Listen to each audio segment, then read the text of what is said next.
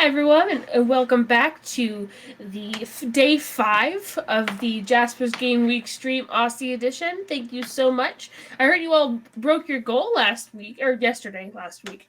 Last night. It's late. Yes, last night. That's the word I was looking for. It's been a long day. But thank you all so much. I am so excited to see what you do today. For those of you who have not seen quite yet, Jasper's Game Day is the charity that we are raising money for, and we are a nonprofit organization that raises money for suicide prevention and awareness through gaming. And you all are saving lives and kicking butt, and thank you all so much for being here. Absolutely. Thank you so much, guys. It's been an incredible 4 days so far, and going into day 5, I actually have a little quest for you all, my little adventurers. So if you I'll just do this right now because then you can all see it in live time. And save changes. When you guys go over to the game screen, you're going to see that the donations bar is no longer full. It's going to be partially empty. So your quest for the next 2 days is to bring it back to full. And because this is such an epic quest, I have some very, very epic loot as a reward for you. And this is a legendary bundle thanks to D&D Beyond. So we get to our new goal, which is $7,000 in donations. And for Aussies, because this is in USD, in Australian, that's 10,000. So that's pretty bloody epic. Epic quest, epic loot, D&D Beyond are awesome. Seriously, guys, a legendary bundle. They don't come around often. Tell all your friends, get them in here, get them on the Tiltify, show them how much fun these wild magic surges are to throw at all the players for charity. And added to this, every $250 that's added to the donations bar for today and tomorrow, more giveaways, all right, guys? So they're more often, more stuff. Let's have some fun. We've already broken our goal. Let's do even more. So I don't know what else to say. It's just been crazy. Yes, yeah. Legend, wait for it, totally. I love chat. You guys are amazing. What else we got? So Tiltify, donate, get us to the goal. Don't forget to check out the giveaways and chat as they come up. What's the one for today? Actually, we have one on this game, and I've completely forgotten what it is this morning. There's too many things open on my screen, you guys. 1 second. There it is. We are come on, spreadsheet, any day now. Day 5. The giveaway for this game, on top of everything else that you're all seeing today, is an Arkenforge Toolkit code teamed up with a D&D Beyond Adventure bundle. So those don't come around till the end of the game, so you'll want to keep an eye out in chat for that when I'm about to draw that. And that's it for today, guys. Your DM for the first game today is Sam from Awakened Fables. You're going to have an incredible time with him. Hopefully, no parties of sheep this time, though, Sam, please. All right. Have fun, everybody. I'll see you all later. Bye, everyone.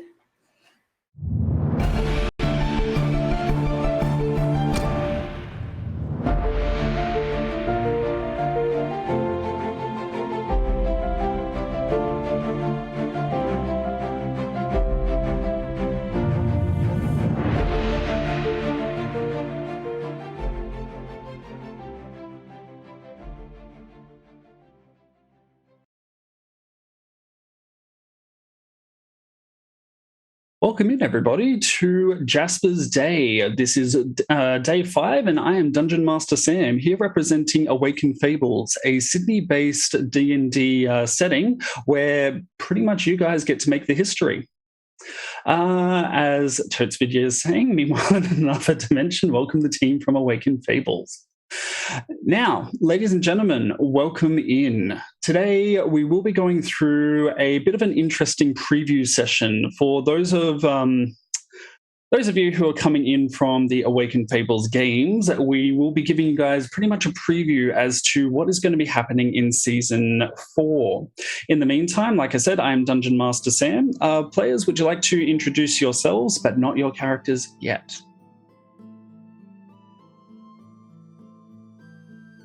No, everybody is muted. Stream's off to a great start. I think we're kind of waiting for who's going to go first. Oh, I can go first. That's fine. it. So my name's Tammie. You can find me online as Talera79. Don't do my own stream, crash other people's streams, have a lot of fun in chat, donate heaps of magic wild surges, and have a lot of fun doing it without any regrets. Maybe a little bit of regret. No, none. I'll go next. Hi, I'm Jo. I play D&D with the D&D Doctorates crew. I play Meredith Meadowlark in that game, and it's a lot of fun. So you should definitely go and check us out. And yeah, you can find me on Twitter at Jo Matrix as well for all sorts of science communication-y things. I guess we'll go around next. I'm Ben. Wiradjuri Man. I am from Chicken Salt Base, all Indigenous D&D game. Here with the legendary Chicken Salt Base team. They're an awesome group. You can check us out. Just look up that name on Twitter and Twitch and all that stuff. My handle's there, so I'm really happy to be here. This is my second year of Jasper's Game Week, and that's really good fun, so I'm looking forward to today.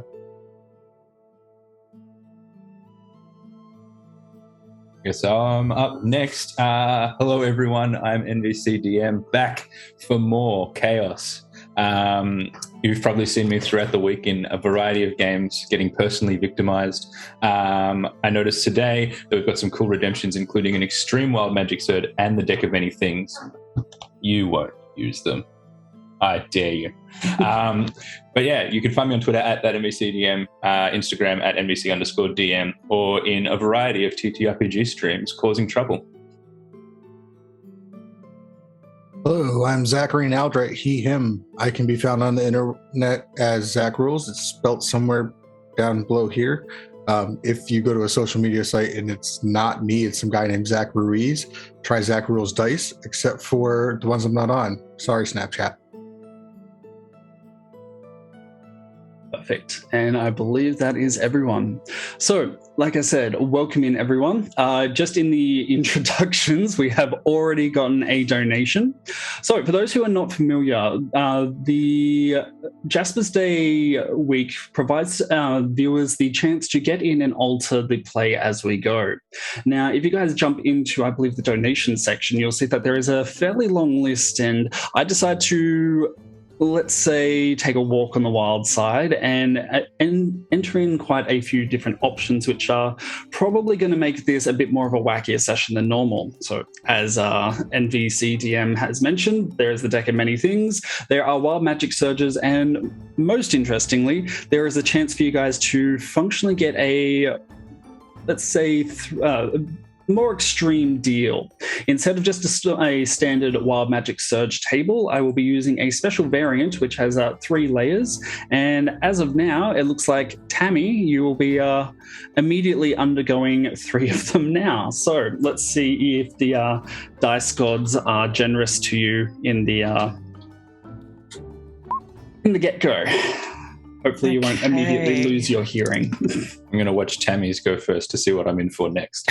Yep. Okay, so my first one is actually 99. 99. Let's have a look here. So, Tammie, I will introduce this one very shortly once we begin to the plot. So, 99 has been written down. What is your second roll? 42. 42. And my third one is 3. All right. Well, ladies and gentlemen, we are already going to... Oh, Tammie, you're going to have a great time. Just judging from... I'm sure that you've looked over the list and you know what's happening already.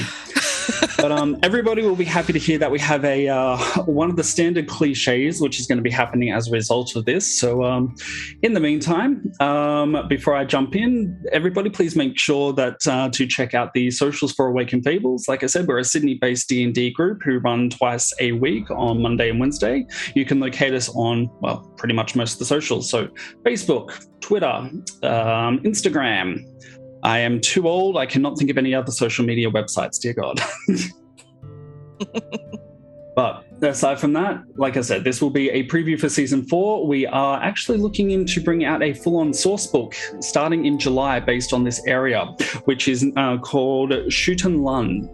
Now, we also have a Patreon, and through Patreon, our players are capable of, once they are subscribed and so forth, we do have a number of custom homebrew subclasses, such as the way of the, the fisherman monk, I believe it is. We also have a water cleric, and coming up soon, we will also have a chi blocker monk coming up for this setting as well. So, in the meantime, guys, let's jump into it. All right. Welcome, ladies and gentlemen. You have been summoned to the autumnal castle. There, you are met and escorted to a throne room where an immense shrouded figure has made a demand. You will locate the irradiant regalia, a sacred relic of the god of light, Brander, and destroy it. The gateway to the temple was destroyed untold eras ago, but maybe a closer investigation is warranted. Now, once you are put forth and escorted from the autumnal castle, Tammie, Petunia experiences a odd fluctuation in the thaumic levels nearby, and all of these seem to center directly in upon your character. Now, abruptly, Petunia simply disappears from sight for everyone else.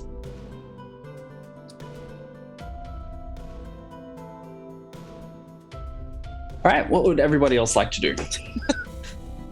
Presume Petunia doesn't realise she's disappeared from sight yet. She has not. Guess I'll have to roll my wild magic search now. Yes, you too get 3 from Right. also not Emily. Let's see what not Emily's got in store for me. 73 is the first one. 73. Yep. 19 is the second. And a flat 80. 80 is the last one. Interesting. All right. Okay, so the magical fluctuation that was surrounding Petunia has also stretched out and will be impacting upon Capstone. So can I please get you to make a Constitution saving throw? Oh, with absolute pleasure. It's a 19. A 19. All right. The magic that has weaved itself around you in the wake of Petunia's disappearance is tight and binding, but you are going to be able to successfully get out of it. Hit me with the flavor. What do you do? I think as I feel the magic sort of close in on me, I'm going to sort of grab my quarterstaff that I use and just flex real hard, and my muscles will just pop the magical energy away like a too tight cotton shirt. Have you ever tried to arm wrestle with magic? Because apparently that's what you just did. All right, perfect. Okay, so everybody else except for Petunia at the moment, what would you like to do in the meantime?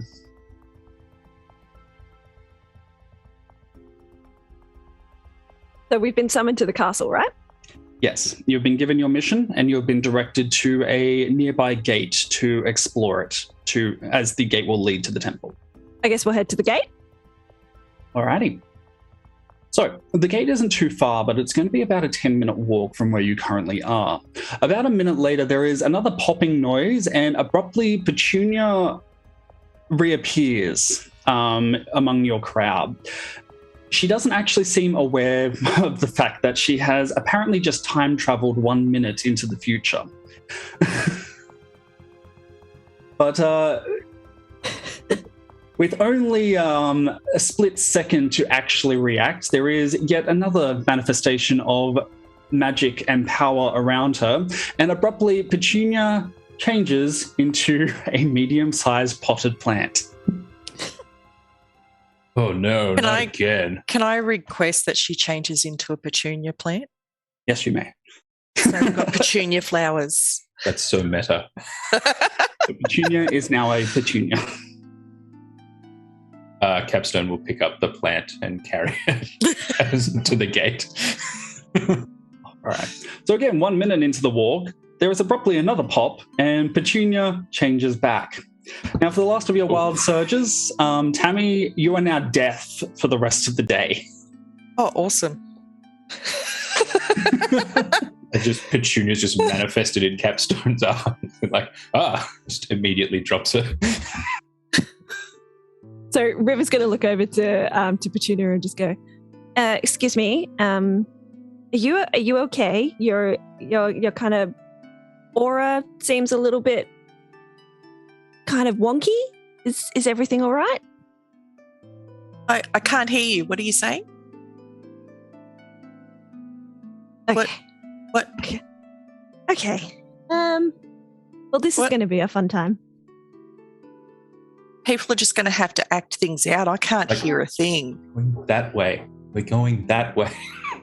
Yeah, we're going to the castle. Yeah. Oh no, the gate. That way. That way. Yeah, the castle. Yeah. Close enough. Alrighty.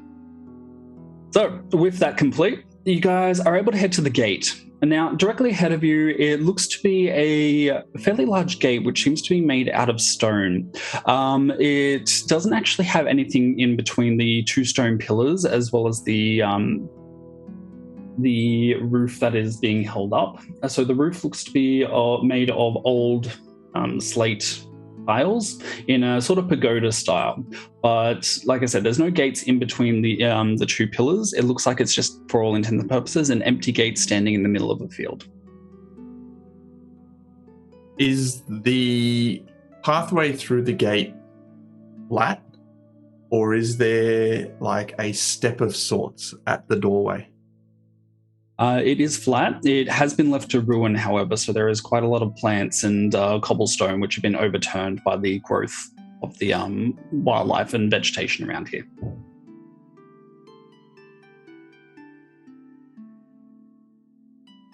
Mara will very, very slowly walk up towards this gate, but inspect that ground to make sure that there's nothing...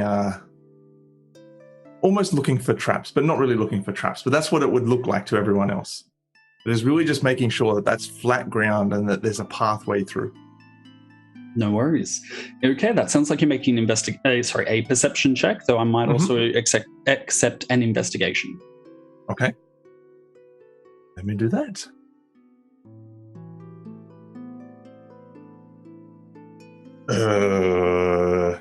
Natural 1. Oh, no. Alrighty. The digital dice have let me down straight off the bat. Dice jail. All right. So for our viewers who are not familiar with the way that I tend to run things, which is presumably everyone, when it comes to nat 1s and 20s, I usually go above and beyond, let's just say that. A nat 1 should be catastrophic not just for the player, but for everyone in the party, while a nat 20 should likewise be beneficial, not just for the player, but everyone in the party. So with a nat 1 to simply look, what can I do with that?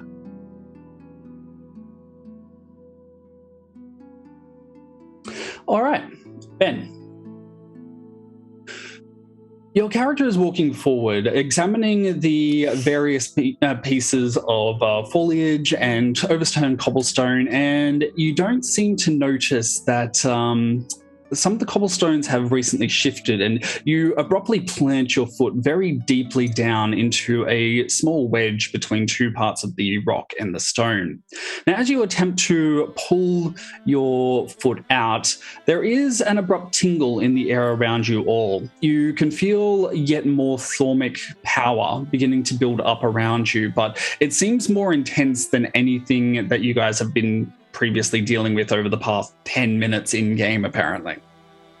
So, as you have a look around, you are able to see that there seems to be a bit of a magical rift which seems to be forming directly nearby, but if you aren't very quick, the formation of said rift might actually end up cutting you in half. What would you like to do? My foot's still stuck in the ground, or have I got my foot out? It's very stuck in the ground. I'm first of all going to try and get my foot out, and as I either can or can't get my foot out, I'm still going to be like thumping my other foot on the ground. So it's just like as I'm kind of starting to panic a little bit. Understood. All right. Well, what would you like to roll to try and get out? Let's go for athletics or strength if we can. All right. Hit me up with athletics. It's an 11. An 11. All right. You pull and pull, but it seems that you are still stuck as a particularly mischievous piece of vine nearby seems to take into sight your plight and decides it wants to help out or potentially do something else by begin to tightly wrap around you as if it has a life of its own. All right. So for the rest of the party, what would you guys like to do to try and help out?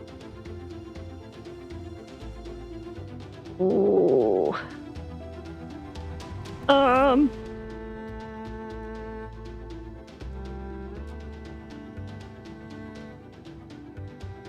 Where does the magic grip seem to be coming from?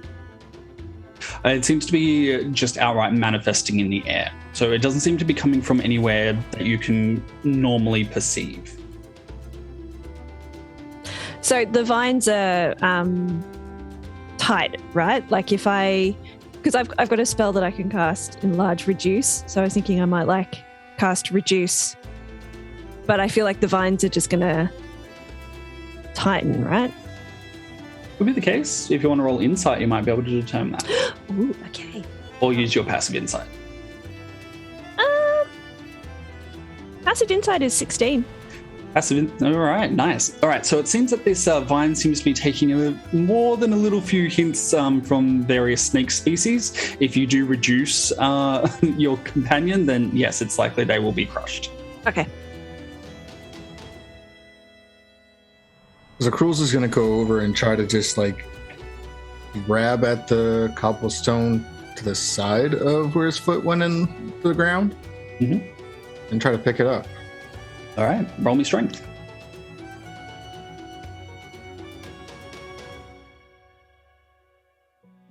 Nat 20. Woohoo! Alrighty. With a nat 20, you have been able to successfully counter a nat 1. That both makes me very happy but very sad. All right. So with a nat 20, you will be able to successfully pretty much tear apart the cobblestone and free your companion. You should also be able to take care of the vine. Hit me with the flavor. What does your character do? So he's going to walk over and take his club and just kind of jam it into the ground and wedge it out. And as it comes up, it kind of, the cobblestone flies through the air and just kind of cuts the vine off to separate him. So the vine is still technically wrapped around him. It's just not connected to whatever it was connected to. No worries. All right. So the vine is a vibrant green. Is a vibrant green color. And as the cobblestone flies through the air and lands atop of it, you guys can hear an almost rodent-like squeak as it abruptly just trembles in the middle of the air and then falls flat, lifeless. You, Ben, your character is now free. And you are also able to get out of the way of of the onroaching magical rift. I will hop backwards and almost stand behind Zacheryl's character, which I won't go into yet, but just behind Zacheryl's character, like behind the leg, almost for a moment, protected, getting in a sense of protection from whatever's in front of us, and then, just wait there behind my savior. So Petunia, not having heard of any of what just happened, is going to be like, have you guys seen this thing in the air that's happening? But what are you all doing standing over? What? Okay, but no, this thing. Tammie, can I get you to roll another wild surge, courtesy of Emily? Right. Being taking count, and I love that the fact that 22 minutes into the game, I had 6. To be fair, that's 2 Emilys in a trench coat. So the first was 27. 27. Let's have a look here.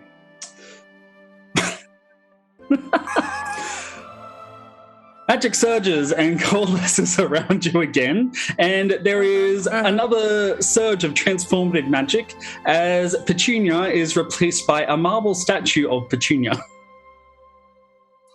Because she's so stunning. They just had to inspire I'm not carrying her artwork. this time. Yeah. Is it like in this pose? And then just Yes, exactly. Very quizzical statue. Now, as you guys come to react to that, there is going to be another surge, NVCDM. Can I get a roll? Sure can.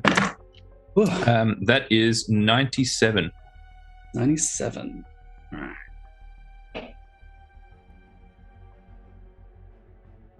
All right. So the air slowly goes sluggish directly around you. All allies within 30 feet of you gain a -2 penalty to their AC for 1 minute. So everybody at the moment, you are just a little bit sluggish. Obviously, it's not going to affect Tammie because not a problem, but everyone else... She's exceptionally sluggish. Yeah, exceptionally sluggish. And that was courtesy of Fred Loves Josh, because true love is giving wild magic surges, so... Okay. So, what would you guys like to do from here? I guess we- So, Go for it, Zach. are we supposed to go through the gate? Were we supposed to meet someone here? I think the intention was we needed to go through the gate and investigate further. The magical rift is fairly small at this point. It would have posed a physical threat if you guys remained in the same area, but since you now can actually move around, you are able to dodge it. However, it's not big enough for the majority of you to actually fit through it, but it does seem to be composed of a pretty much very transcendent whirl of colors. So it's a full rainbow spiral, but you guys might need to do something to either stabilize it or make it large enough for you to go through. Can we touch it? Is it? Would you like to touch it? Yeah, I don't know. I absolutely would like to touch it, yes. 100%. I was going to say you could pick up the Zero. statue and just Zero hesitation. That's what I was going to say. Yeah. Petunia's a statue. She's safe because she's rock. I think that's how it works. Yeah, So- we use it to dilate the rift a little bit so we can fit through it. So we're going to Looney Tunes this by Yeah. using Petunia's head. Well, and body if it comes to that. Can you just prop her across the rift to Yeah, it's like a... Yep. to hold it open like a curtain. She's useful to the party in all forms. All forms. Yeah. All right. Someone give me a hand. So I'll walk over and give you a hand. Yeah. I'll take the Yeah. legs, actually, not the hands. Fair enough. Lol. So the team always has to carry Petunia. John the Dragon, when all else fails, use your fellow PCs to trip traps. Yeah, Especially when they're a that's right. statue. I'm not very big, so I'm kind of more like clean and press up over my head type of thing. All right. Sorry, Zach, you were the one who was lifting the statue primarily, or was it NVCDM? That was me. All right. What's your passive strength? I will tell you forthwith. My passive strength is 16. Okay, yeah, you can lift this statue, no problems. Attach a rope around the statue just in case. That would be sensible. Probably a good call. All right. Roll me survival to see how good your knot tying is. Would a passive 15 keep me from rolling? I will allow it. We'll see how well it goes. All right. So, NVCDM, what do you do with this now bound statue? So I think quite comically we're going to try and wedge it into the rift to push two sides of it further apart to kind of make it bigger. All right. So is it like trying to move a couch in the house where Yeah, like basically. one of us is like Pivot. no, right, no, Pivot. this way, no, Pivot! The other right, not that right. The other right. All right.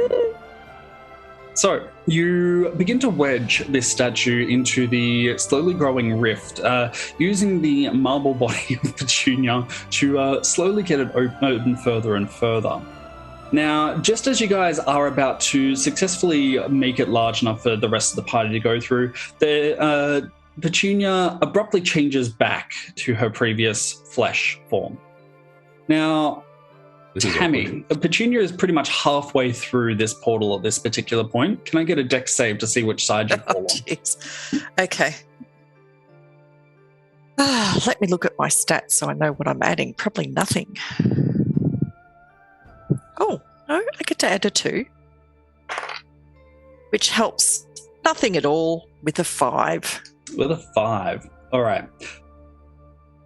There is a sudden squeak, and Petunia drops out of sight on the other side of the portal. It worked. How does the rope do? Who's holding the rope? Is currently taut. It seems to still be tied. Okay. Well, at least I didn't get pulled in, so got that going for us. Very good. So, how would the rest of you like to go?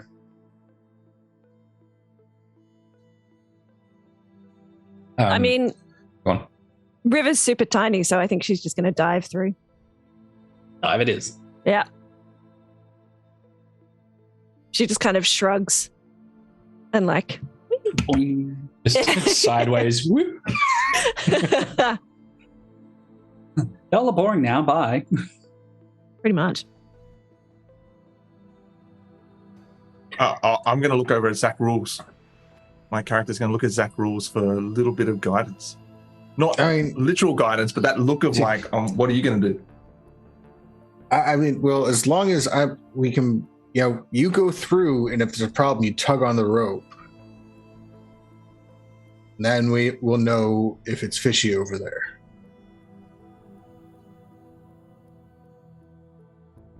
I hop through. All right.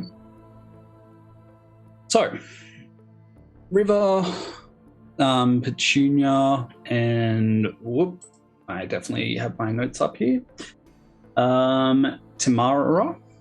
The three of you are now on the other side of the portal, and as you cross over, you have a look around and realize that the verdant vegetation around you has abruptly dropped in how very pretty it is. So instead of the deep emeralds, vivid scarlets and yellows that you're all used to, everything over here seems to be more brown and dreary green and faded blues and greys. So River's kind of looking at this going, ew, this is not my aesthetic. Your attention is immediately drawn by somebody shouting at you.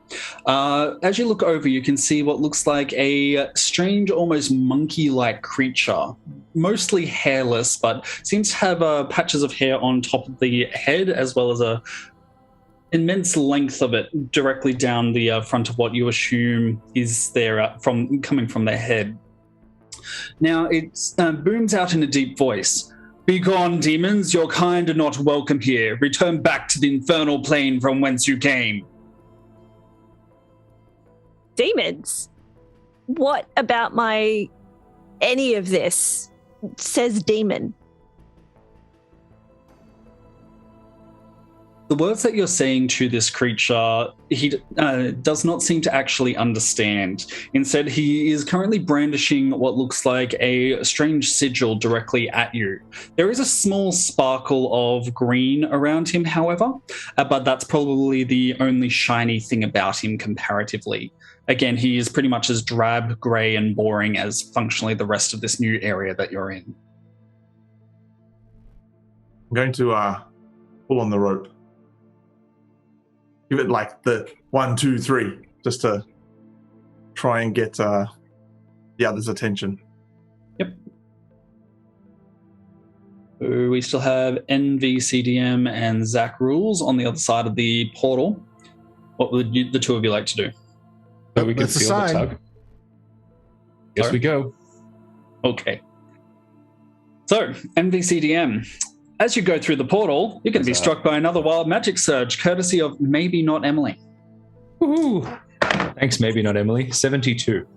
72. I feel like we've already rolled that. Oh, no. Okay. 72.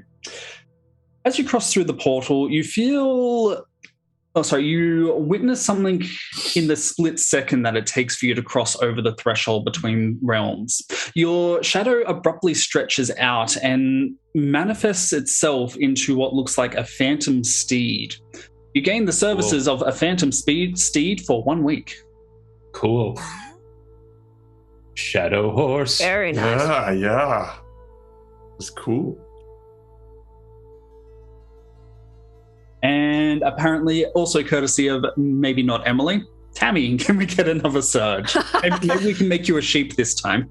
So I did happen to roll these as they came through. The next one is 73. Well, that makes it easy. 73. We have already had a 73, so I'm going to default to stage 2. Okay. You and all creatures within 30 feet of you gain vulnerability to psychic damage for 1 minute. How would you like to flavor that up? Does that include this person that we've come through and surprised? Yes. So Petunia can't understand what he's saying, can't even hear what he's saying, but he's a drab little person and he's just hurting her sensibilities. He's got no fashion, he's plain, he's boring, and she's just over it. It's almost like she's just hung over from how boring he is. Works for me. So everything is just so boring. Oh, wow. Speaking as someone who might have ADHD, yes, I have been there. I get that psychic damage at least 5 times a day. Yeah. Where it just hurts to try and maintain. I'm bored. Should I clean or should I do my homework that is currently 2 weeks late? Yeah, too much. All right. And lastly, from 2 Emilys in a trench coat, looks like wild magic surge for everyone in the party. So I will roll that for everyone in that case. Whew. Okay. 3D100. Okay. Getting a lot of the same numbers here. So, a spill of radiant magic spreads out from the party. All food and drink within 30 feet of everyone is currently purified. Cool. Yeah. We bring you love. Yep. Small creature. What effect does, just for flavor, Capstone riding on a shadow horse coming out of a portal have on this poor little dude? All right. So the person directly in front of you, full-on jaw drops, and as opposed to holding up his sigil directly in front of, Tammie and River, he just about turns and just is trying to drive you off. Obviously, being on a horse, you are definitely the most important person here. Now, that one becomes even funnier, as according to 2 Emilys in a trench coat, everybody, your wisdom is decreased by 2 for 1 hour. No. Oh, good. But, that's a shame. Good thing I don't rely on wisdom. So, if we had rolled this first, everybody in the party plus this person in front of you would have gained the services of a phantom steed for 1 week. Sadly, we've already done that. Everybody, you instead gain the ability to walk on water for 1 day. Nice. It's getting awfully biblical. I was going to say, this is in the opposite direction of demonic. Jasper's Day, where we start an entirely new religion. Yes. Cult of the Shadow Man. All right. So, ooh, look at that, guys. We are less than $100 to a giveaway. Go, go, go, go, go. Go, go, go. Anyway, so man directly in front of you, completely, utterly terrified by NVCDM, who is abruptly sitting on a horse. Look to your man, now look to NVCDM. Look back to your man, look back to NVCDM. He's on a horse. All of you are stupider by 2 points. Where do we go from here? What happened to this? What happened to this character? They turned and ran away, or they? No, still there. Just is absolutely 100%. Attention is on NVCDM and his steed. Okay. We come in peace. All right. What's your name? So the person directly in front of you still does not show any understanding whatsoever to everything that you're actually saying to them. He instead seems to be breaking off into a fairly large chant, and as he does so, he seems to be drawing what looks like a number of runes in the air before he's abruptly slamming them into the ground. While keeping up the sigil, he also reaches down to his belt and pulls out a small sack and begins to tip a white powder into a circle around him.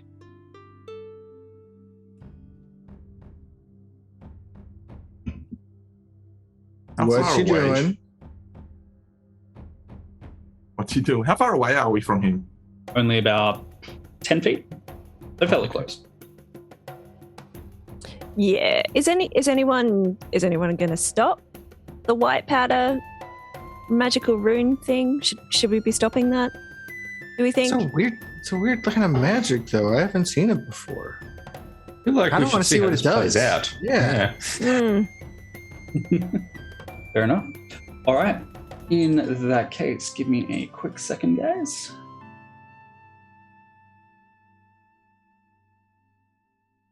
All right. So he continues to intone, and as he keeps one eye on you, he now has one eye on the circle directly below him, and abruptly he steps backwards and out of it, still trailing the circle, but he seems to almost be trying to create an intricate pattern and close the circle around all of you instead, while presumably you stare bemusedly at him. So Petunia, who still can't hear what the others are saying, is going to go forward in her troublemaker ways and just use her foot to shift some of the white powder so it doesn't make a circle anymore. All right. As you touch the white powder, there is a sudden surge of pain that goes directly up your foot. You aren't entirely sure exactly what it is, but it seems to do 4 points of force damage to you. Okay. How complete is the circle? It's only about halfway. Okay. Do we see Petunia react to touching this powder? Presumably. Assuming you're not completely distracted by the horse that you're suddenly mounted on. I'm pretty distracted by the horse, but yes, I do see Petunia. It's a nice horse. Arrowy wisps.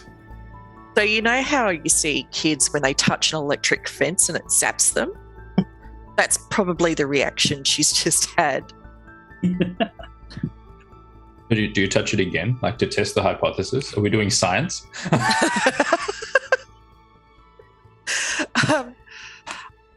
She's going to use her mace and shift some of it with her mace. There is no problem with the mace touching the white powder. However, you receive what looks like a very miffed look from the man directly in front of you. He is continuing on. The circle is about 3/4 complete now. I think I'm just going to casually trot outside the circle. You are capable of doing so. As you do, the man directly in front of you just stops and stares at you, almost in awestruck fear. He obviously was not expecting you to be able to do so. Just look at her like, I don't know what you want from me, buddy. So Petunia, having seen this, will also cross out of the circle. And I know this is a family-friendly game, so I'm not going to use words, but she's going to try a universal communication of... She does. Classy way. Yeah. Just look Petunia's at guide on how to make friends. All right. You're able to step over with no problem.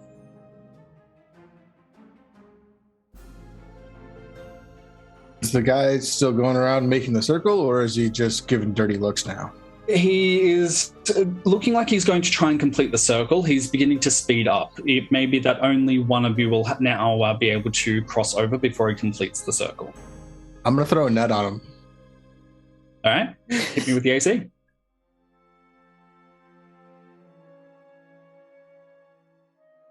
15. 15. You are successful. So the man directly in front of you, you get the impression that he seems to be probably not all there, shocking, despite the -2 to wisdom regardless. Due to the lack of wrinkles, you also presume that they must be fairly young. But throwing the net, you are able to stop the successful completion of this circle. However, in doing so, as you throw the net, there is a sudden spark, and the rest of the party, you are able to witness a surge of colour going up of Zachryl's net and directly into the man in front of you as he is caught within its confines. Abruptly, you can all see sort of a pulse of colour go across the man's skin as it seems to become much more vibrant, again, matching kind of the world that you had just come from. His hair, as opposed to being the kind of colour of a pale hay, now becomes a deep, vivid yellow colour. His eyes go to a sky blue, while his clothing goes to more of a deep, earthy brown rather than the drab, faded one that it was before. When that occurs, his eyes go wide and he abruptly scuttles back and looks at the entire group. He gives a bit of a muttered gasp and simply says, in a language now that you are all able to understand, "You are not demons." No. No. Whatever gave you that idea? He abruptly stops against the rocky pillar that is on his side of the portal that you guys came through, and he squints. "Your forms, are these your true forms?" The horse, isn't it? That's why you're scared. Ladies and gentlemen, you may now introduce your characters, including descriptors. So, let's begin with Tammie. What does Petunia look like when she's not a potted plant or statue? So Petunia is about 5'10". She has smooth skin, but it's kind of coloured almost orangey with some black and white streaks through it. And she's got two, it doesn't show up properly, 2 ears on the top of her head, and she does have a tail that comes out. And it's actually the ears and the tail and parts of her face that are a little bit furred. So she's actually reminiscent of a fox. Perfect. All right. Ben. Tamara is only about 3 to 3.5 feet tall. A very general grey-skinned looking rabbit person. However, they have a very soulless look to their eyes. A little bit matted as well in places on their fur. Very, very lightly garbed and walks with a very bit of an interesting gait. It's not so much of a walk, but there is, obviously being Parangon, there's a little bit of a hop there as well. Excellent. All right, Zach rules. Zach Rules is a noticeably more auburn color on this side, that he was a brighter red coat when they were back in their realm. His fur and coat is much more subdued. He is 6 foot 6 inches, and then he's got the 2 horns that seem much less impressive on this side, so they only add about another 3 inches to height. So they just come out a little bit. Dressed in rather boring looking leather. It was much more variety in the colors. There was purples and yellows and blues, and now it's just sort of a tan brown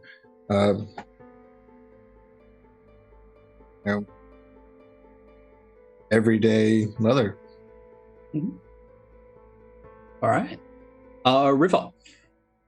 River is 2 feet tall, and she is wearing a kind of dark green linen dress, nice and flowy. You can also tell that she doesn't have any shoes on as well. And probably she's got like a nice sort of beach wave, blonde hair, blue eyes. And probably the most noticeable thing about her is her kind of double iridescent blue wings out her back. She's got like pointed ears, and she's kind of like fairy meets Byron Bay influencer kind of vibe.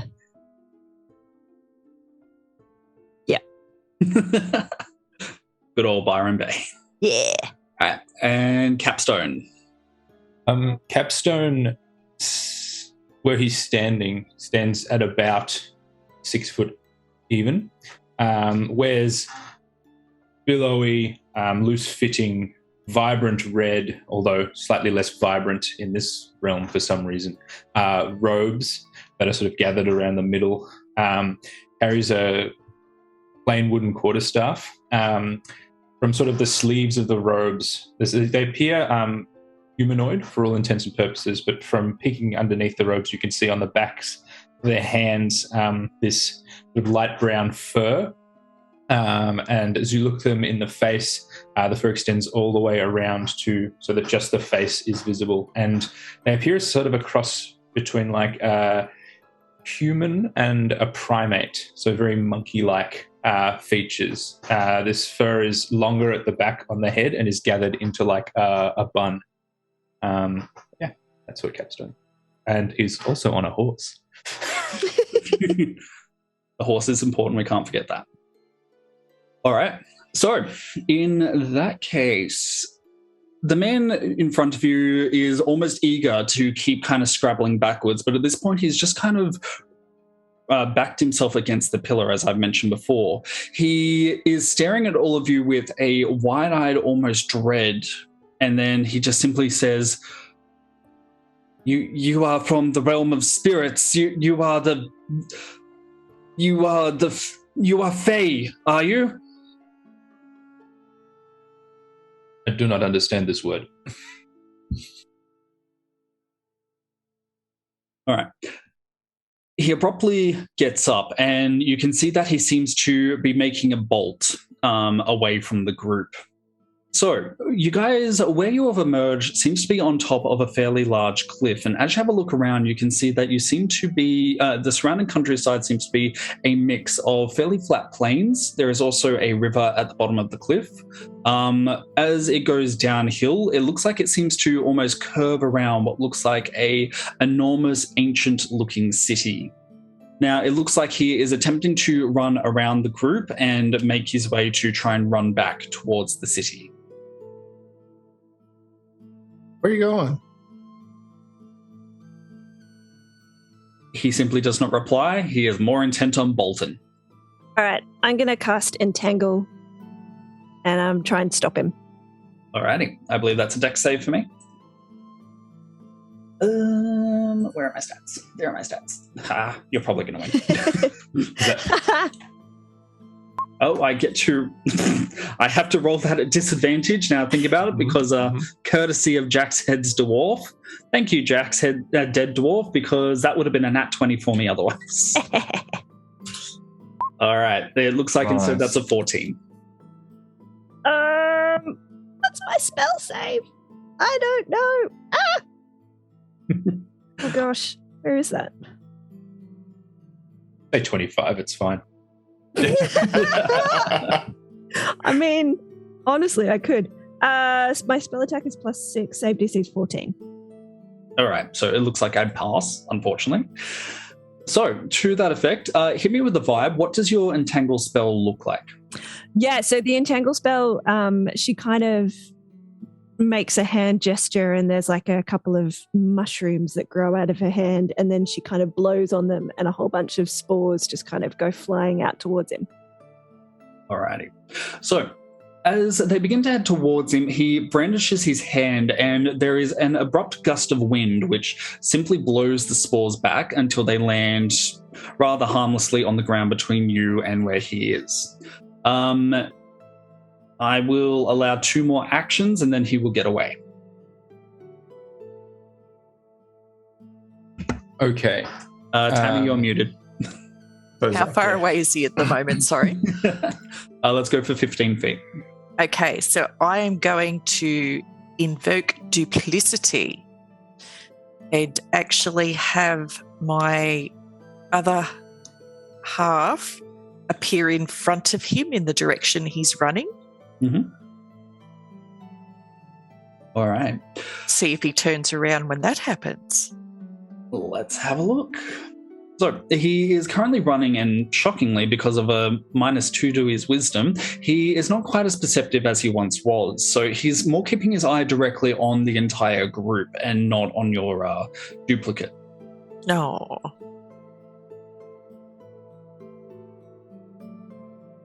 But I can still talk through my duplicate, can't I? Mm-hmm. I'll get my duplicate to yell out, stop. Attention now drawn to your duplicate. He stops just short of said duplicate. Duplicate has now lost all meaning for me. What would you like to do from here?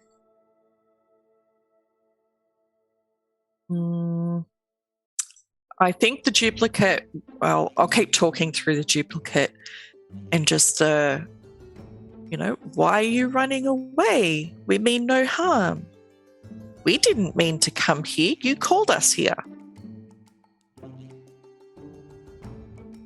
He stops and backs up. I did no such ritual to call your cursed kind from your realm. We have not seen, or nobody has seen any of your kind for era. What brings you to my world? I totally can't hear a word you're saying. Can you come back and tell my friends what you just said? He stares at you almost incredulously and then tries to angle around you. It seems that his view is still more on escaping and getting down to the city. I'm going to cast Charm Person. All right. So he needs to make a wisdom saving throw. I believe a 12 because of my loss of wisdom. It's a flat d20 and he rolled a 9. All right. All right. So you now have a charmed person under your hand. Hit me with the flavor. What does your charm look like?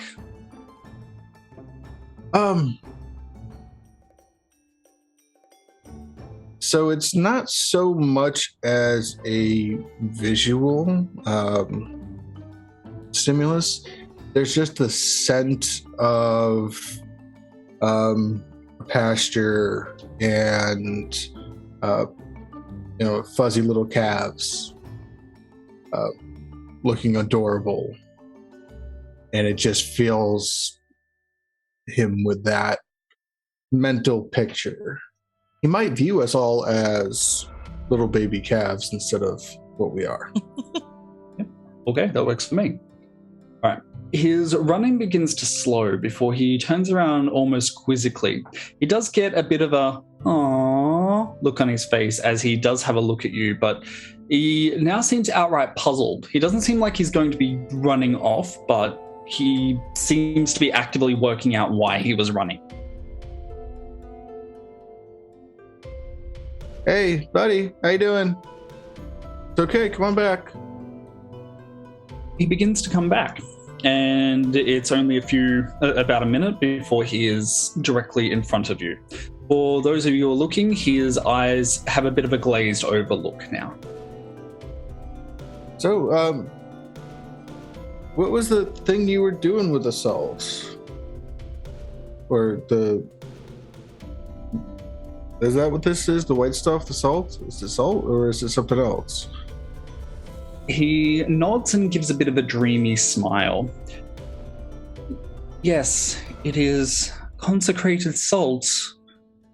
We use it to create binding circles to prevent demons from coming into this world, but if you are indeed spirits from the Feywilds, then He stops for a moment and frowns, and you get the impression that he seems to almost be fighting against your particular magic, but eventually he calms down and continues. We have instructions, if we are to ever encounter your kind, that if we are capable of making a spirit maze using either seeds or salt, it will contain you until our Arch Druid is capable of returning you back to your plane. How'd that work out for you? Not well. So, wait, did you get a lot of demons here? Is that why you were out here and like had everything that you needed in case a demon showed up? We have not had a demon here in many years. We are overlooking... Again, he stops for a moment and he seems to struggle against the magic before he settles down again. We are over the old capital of Tirong. It is a sacred place, but we and the Temple of Brandor seem to be placed here in order to preserve the walls between realms.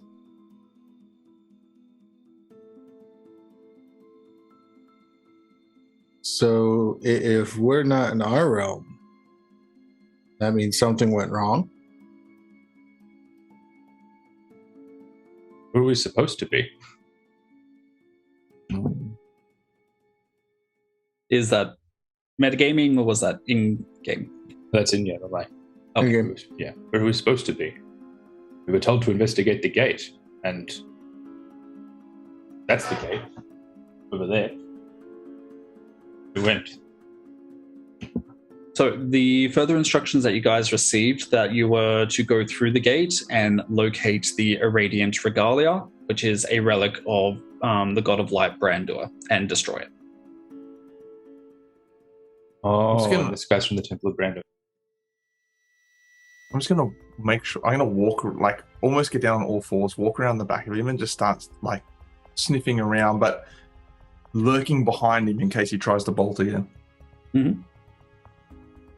All right. So do you want to do a perception check, or it's just for flavor? Yeah, actually, I will. Let's do a perception check. I actually would be interested to find out what he smells like. All right. Or what I can smell, or what we can discern from that. It's a 12. With a 12. All right. You're able to smell the slight dry musk of salt. You can tell that he seems to have been out in the wilderness at least for the last few days, judging by the unwashed body odor as well. It isn't overly a pleasant smell compared to what you would usually, the scents and sights that you would usually have in the realm of spirits, but I suppose it isn't altogether unpleasant in that regard. You can, however, smell it almost saturates the entire area, a strange kind of tingling sensation. Tingling like on the tongue, or like In just generally in the air? Both. Is it similar to the tingling that we felt on the other side when the magic thing opened? It is not. Okay. River just kind of speaks up and goes, I don't know about you guys, but I'm getting like a lot of negative vibes from this whole situation. So maybe we should just go and check out the temple. And with that, Joe, what was your name, friend? A wild search. What was your name, friend? May we have your name? Just a moment. 19. 19. All right, give me a sec. What is the 19? All right. Magic forms around River, and abruptly, River, your skin hardens and becomes thicker, almost as if you have a shell around you. You gain resistance to bludgeoning, piercing, and slashing damage for the next minute. She kind of just looks at herself in horror and goes, ew! Gross. Oh, you're going to need a salt scrub. Ah! This is salt. ah! Oh, and she just kind of like walks around and like tries to shake a little bit, and she's like, ugh! So, friend, we're supposed to find this thing, and get rid of it, and apparently that'll fix. We were told that we'll fix the gate so that things can't go through it again. And that's what you want, right? You want things not to come through the gate. That'll stop it being a problem. Again, another dreamy smile before he nods. Of course, we do not want any Fae, but you all seem very, very pleasant. So he stops for a moment, and again, there's the sensation that he's fighting. The Temple of Brandor is at the bottom of these cliffs. If you follow this pathway along and go through the city, then you should be able to simply walk up to it. My name is Lian Tu. I would be happy to escort you.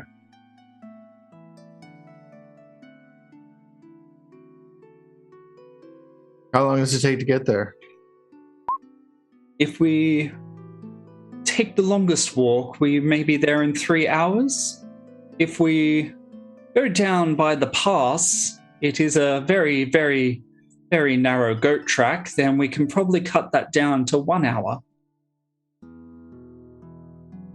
I bet we could find the way. What would be really helpful, though, is if you make sure that nobody comes back through the gate after us. He nods as if that sounds like a brilliant plan. Well, it's why I'm here, to ensure that something is... Stops for a moment, and then you feel like something seems to actually be grappling with him even further. I have instructions to take care of what's up here? Yes, that sounds right. Yes, and by taking care of, you're preventing anything else from coming through. That sounds like a perfect use of your what you were tasked with doing. That sounds good. I'll stay here. If you go down the pass, that'll be fine. The small goat track is over there, but otherwise, if you just go downhill, you'll get to the city in the end.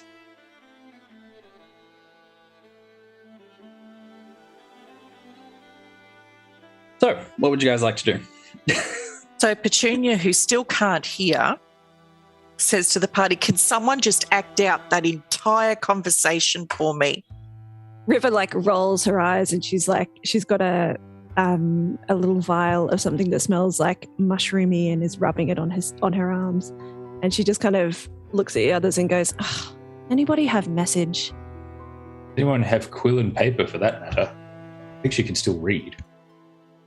Joe, as you rub the salve onto your thickened skin, can I get another wild search? No! River Oh, man. needs to hydrate. So 42. 2. Oh no. Just because I enjoy this one, I don't mind reusing this. There is another pop. You transform into a medium-sized potted plant for 1 minute. Oh. Is a medium-sized potted plant actually bigger than River is normal? Yeah. Yes. So what sort of plant are you, Joe?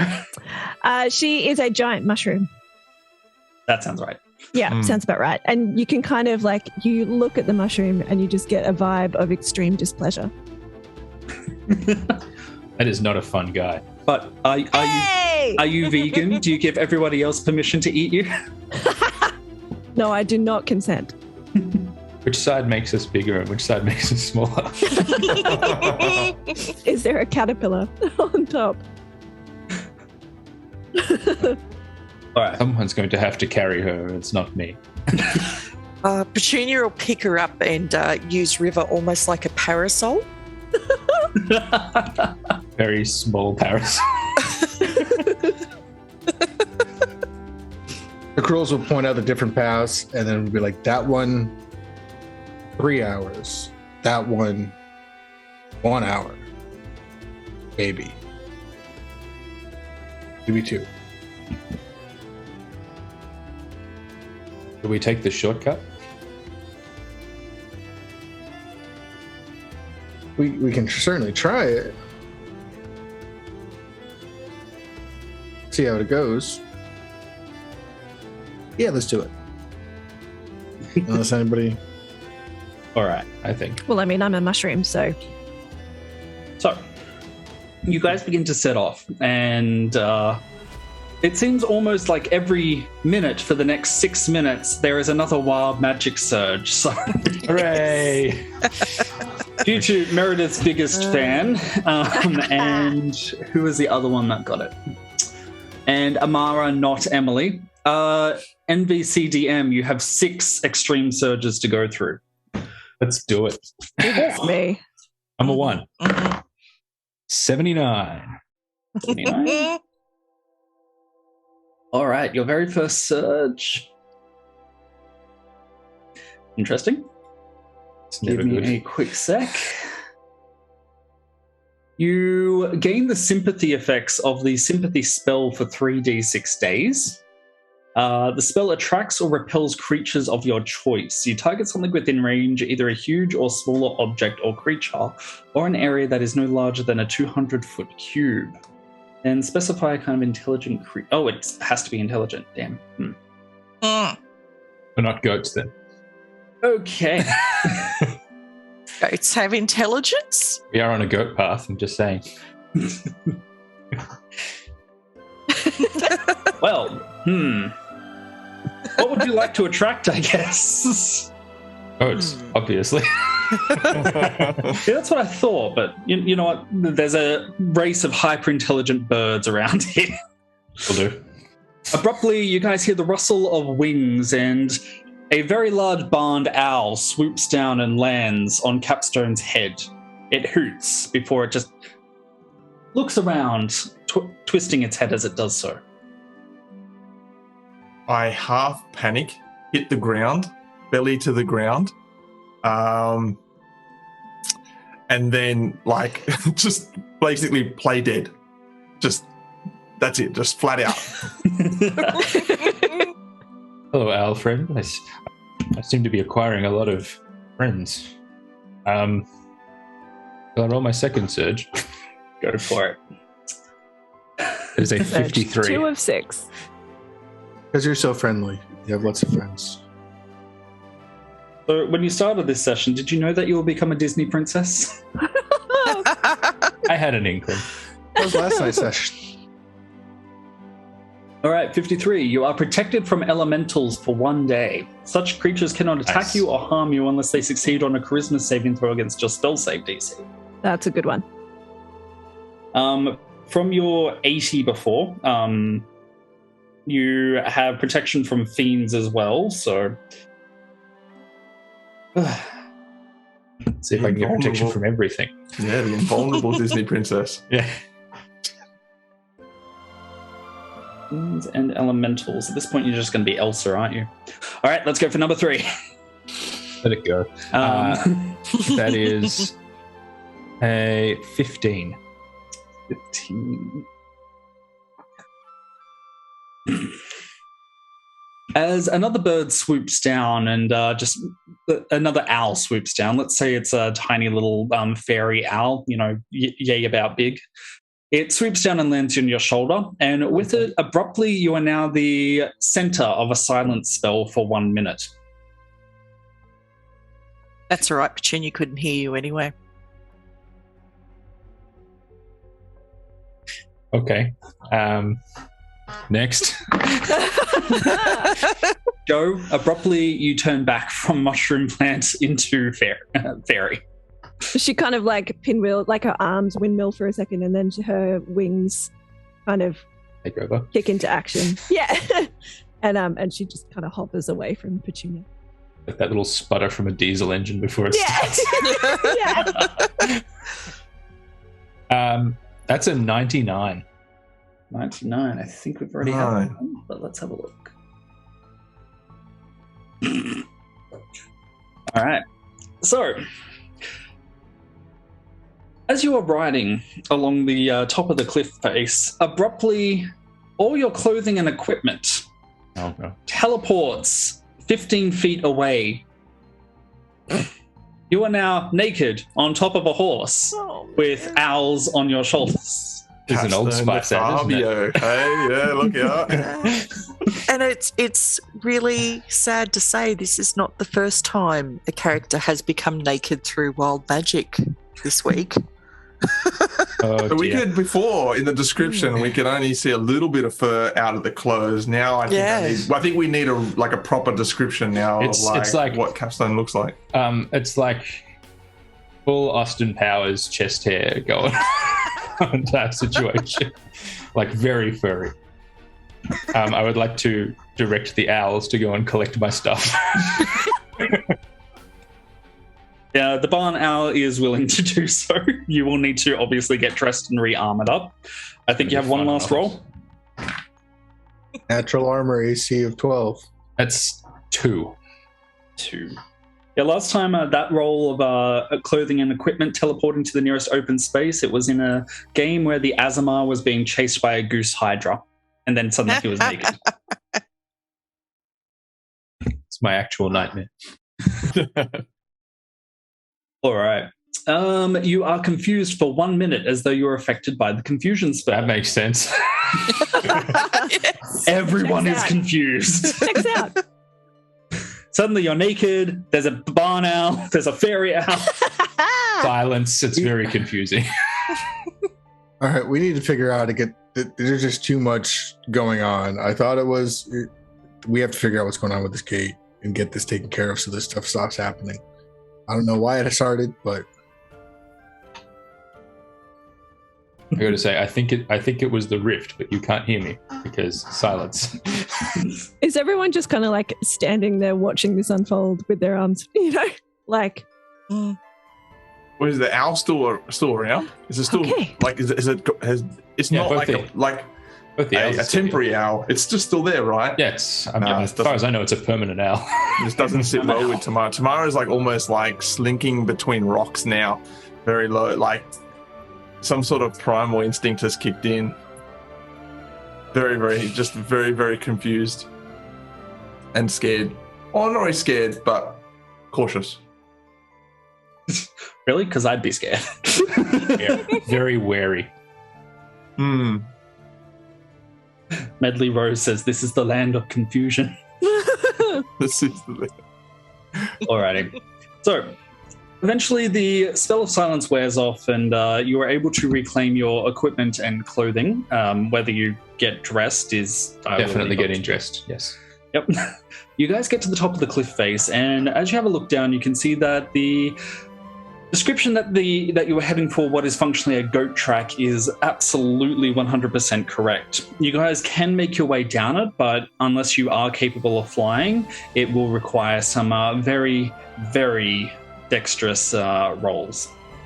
River's fine. How's the horse going to go? Is it better riding or leading it? What do you say? The horse is probably going to be a bit too big to go down, but considering it's a phantom horse, they're just able to step off and be fine. Nice. Let's have a look. Phantom steed. D&D Beyond. Large quasi-real horse-like creature appears on the ground in front of you. You decide the appearance, but is equipped with a saddle. Use the statistics for a riding horse. The spell ends if you use an action to dismiss it or the steed takes any damage. Okay, so it can't just walk off. So you can try and lead it down if you're inclined. It will give you disadvantage. If you have any stored advantages, say from the dice _ casters, I sure you do. get neutral. Nice. I'm going to do that. I'm keeping my horse. Or, alternative, can I just direct the horse to take the other path and then meet us at the city? You may do so. Roll me animal handling. Okay. That's my animal handling. Ooh, +4. That's okay. Going to use my advantage from the dice casters. That's better. That's a 16. 16. All right. Apparently, the very well-trained phantom steed is more than willing to take the long way around, and it very gaily begins to trot off almost at a prance. See you, Wayne.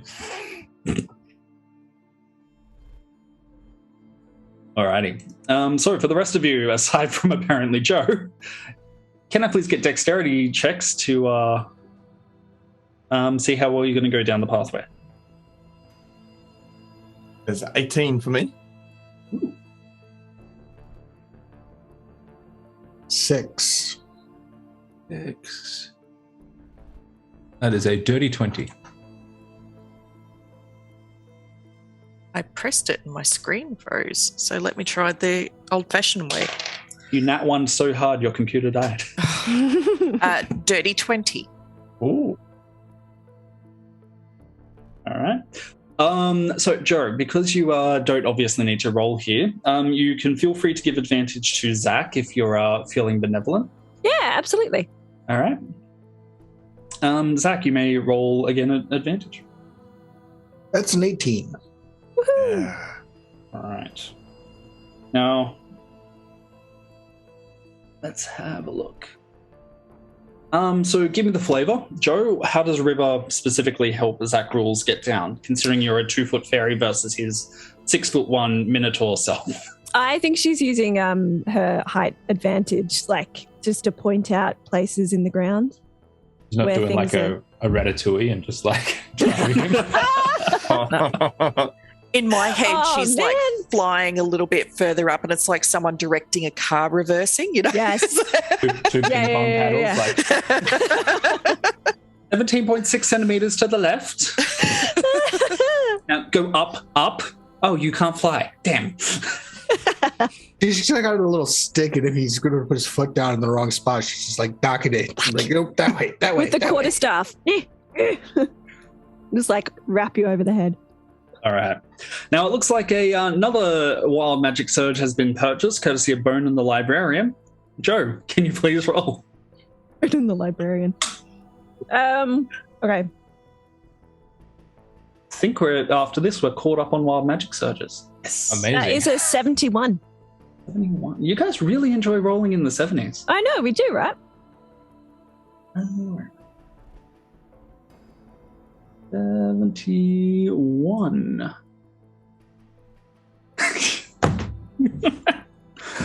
71. You lose the ability to see for one day. Oh, no. Oh. Okay. So we have a see no evil, a hear no evil. And we've done speak no evil because of silence. Yeah. Oh, no. Which is very awkward considering you were just directing a minotaur down the Yeah. track. Yeah. Yeah. So River just kind of like stops and you see her eyes go wide. And she just kind of goes, What's happened? We turned out the sun. Nothing. What do you mean what happened? I can't see anything. Well, that's not good. No. I would say that's the opposite of good. Wow, this place is unhinged. Petunia's just like, what's going on? Will you guys stop talking in the middle of the road and keep moving? I'm very confused. Do you need a ride? Yes, please. All right. It's like, Pick up Joe and kind of wrap Joe on the shoulder and just be like, and walk down the rest. Yeah. Continue walking the rest of the way. I'm a shoulder Nice. fairy. But Hey, you're still listen. taller. Hey, listen. Or we can go a little bit later and you just, get a bell and chime it. Alrighty. Pick up one in the city. So, with a frankly phenomenal amount of rolling with 2 18s and 2 unnatural 20s, y'all are going to be able to make it down the goat track without too much of a problem. Is there any flavor that you guys would like to provide to your descent aside from Zach Rules and River? Because we're just going to assume badness eventually occurs there. I think I'm going to be kind of like a Legolas versus everyone else, like walking on top of the snow, just very gracefully descending the path. I would like to, in also Lord of the Rings fashion, do my very best Gollum impersonation as we get closer to the bottom. Get the high ground, Anakin, and I would like to attack that owl and take it out. Which one, the fairy owl or the barn owl? The fairy owl doesn't bother me. That big one, that big barn owl. Noted. All right. 18. I will allow it. Roll me attack. Okay. Oh, it's only a 13. That might be a good enough guess now. Well, let's find out. There we are. Ow. So the armor class is 11. What do you do? So I want to, as I'm kind of slinking and very, very cautiously moving amongst these rocks because of this owl, I want to make my way, as we're getting towards the bottom, just up a little bit higher. I want to spring load my legs and then just explosive burst hop straight into the back of the owl, grab it, and as I attack it and grab it, bring it down to the ground, I'm going to bite it on the neck. Bastard little owl. And just straight into this owl. Oh, poor owl. River rides an owl. All right. Albert, no. Owl gives a very panicked screeching noise before there is the sudden cracking sound. The owl is dead. It's a really good thing River can't see right now. What was that? What was that screeching noise? Yeah. I will spend a good minute just drinking that blood in. Not cool, bro. Oh, Albert. I mean, were you hungry or what was going on here? Well, as I finish, I turn around, and as I turn around and I look up, you see my eyes are completely black. Sorry, completely red. Completely red with black veins in them. My paws have these huge claws that have grown out of them, and I've just got blood all over the muzzle. And I just sort of stand up and look at you, this almost, again, almost this soulless little murder bunny. And and then in that moment, jaws and everything just sort of teeth. Yeah, everything just sort of retracts. You see these huge fangs retract back, the claws retract back into the paws, and I just sort of wipe away the blood just turn around. I don't even really respond. I just turn around, just start hopping forward. I would Players, like to. This is a really weird land. Everybody watching. Yeah. There's really weird fae in this land. I would like to take the second smaller owl and very carefully tuck it into my robe so I can't get at it. It's okay, Gerald. Can I just say, Monty Python had it right with the holy hand grenade to get rid of the bunny? Yeah. Mhm. Maybe they have one in the Temple of Brandon. Yeah. The crews will kind of narrate to River, but will kind of soften what happened.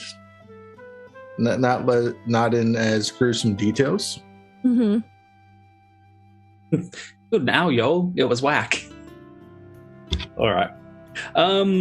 Tammie, how would Petunia get down the cliff face? So Petunia will just sort of be walking behind them and totally not having heard Zach tactfully tell River what happened, go, holy crap, he's just sucking everything out of that owl. He's doing what? Holy, oh, whoa, I mean, come on. I am not here for any of this. He's like, dude, there's blood and feathers all over your muzzle. Come on. Oh God, it just got worse. We see bone. Oh God. All right. This is really anti-vegan, and I don't appreciate any of what's happening. All right. Well, with that, you guys are going to make it down the cliff without too much of a worry. And with that, guys, we are going to take a quick 5-minute break. For all you viewers at home, disadvantage the DM on my next break. Damn. All right. So we're going to take a quick 5-minute break, and yeah, we'll see you guys in 5 minutes. All right, see you soon.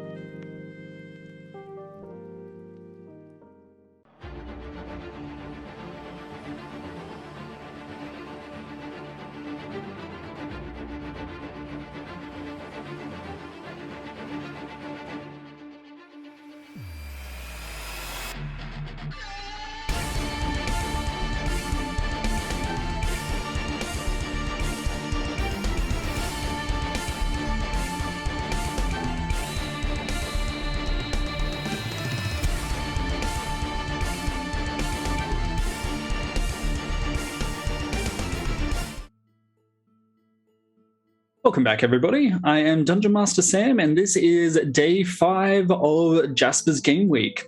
So far in this session, we have had so many wild magic surges in the course of going through a gate and down a cliff.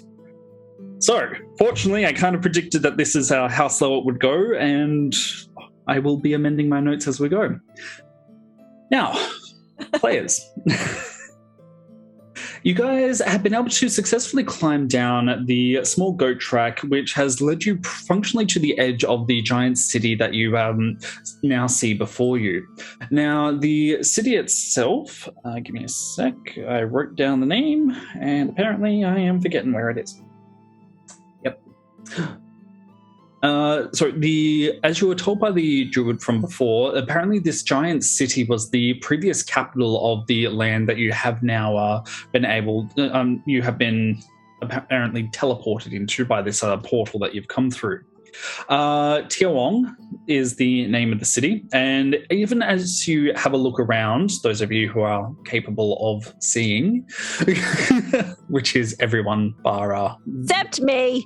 Except for Ripper, the fairy. You can see that the entire city seems to have fallen into a fairly large state of repair. Certain parts of the city itself have been maintained, but for the most part, most of the buildings seem to have been either overrun by vegetation or they've just fallen into rubble. Now, in order for you guys to get to the temple, which had been pointed out to you, you guys will be required to cross pretty much around through the city. If you would like to do this without any particular challenges, it might be recommended for you guys to try and do this all stealthy-like. So I will leave this up to the players. You may take it from here. I mean, I'm still sitting on Zacheryl's shoulder, so Zachery has explained the situation to River. I'm along for the ride. Don't forget you have to act it out for Petunia. I want to see some players acting this out. True. I think we're going to have to be a little bit surreptitious about this, and I can give us pass without trace. That's going to make it easier. Get it once per long rest, so make it good. All right, so for those who are watching who don't actually know what it is, Pass Without Trace pretty much gives you a plus 10 to your stealth, and that is for literally everyone in the party. Mm-hmm. So, very nice. NVCDM, what form or physical look does your Pass Without Trace take? So, not that River is going to see this, but it's like a cloud sort of passes over us, but there's no cloud. It's just we're sort of covered by this shadow, and it slowly descends and almost absorbs into each one of us. It's like we become one with the shadows. Perfect. All right, so for this purpose, you guys are welcome to roll stealth. If you feel that you might be able to handle it, I can also rely on your passive stealth as well. Oh no. Yeah. Does anyone want Blessing of the Trickster? I can't give it to myself. Does anyone else have trouble with being stealthy?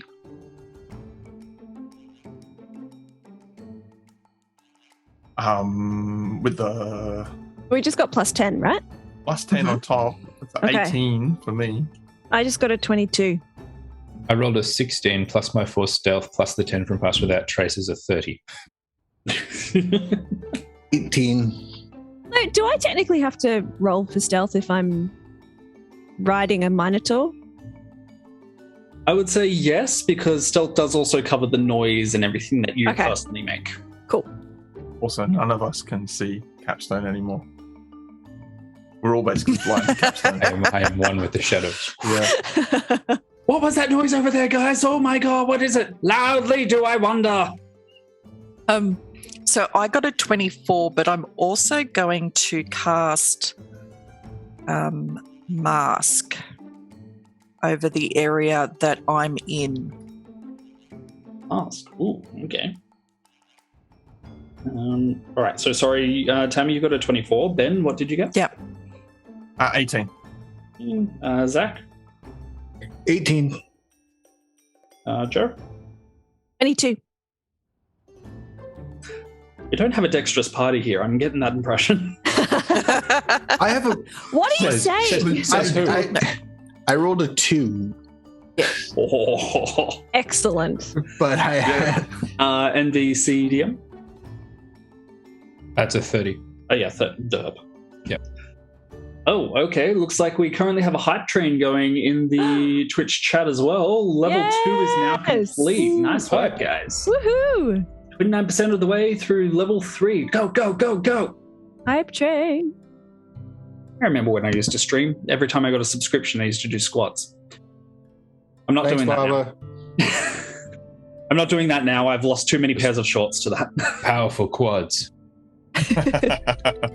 Yeah, they tried breaking me once by making me do 450 squats in a row. I barely made it, but I would not let my viewers win.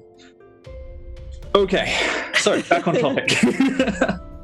So, you guys are very thoroughly hidden away from the looks of things. So, as you begin to cross through the city, it looks like your most direct path will take you across what looks like a grand parade. So, a massive kind of clearing that would have otherwise kind of been where they would hold parades or festivals, presumably during the city's heyday.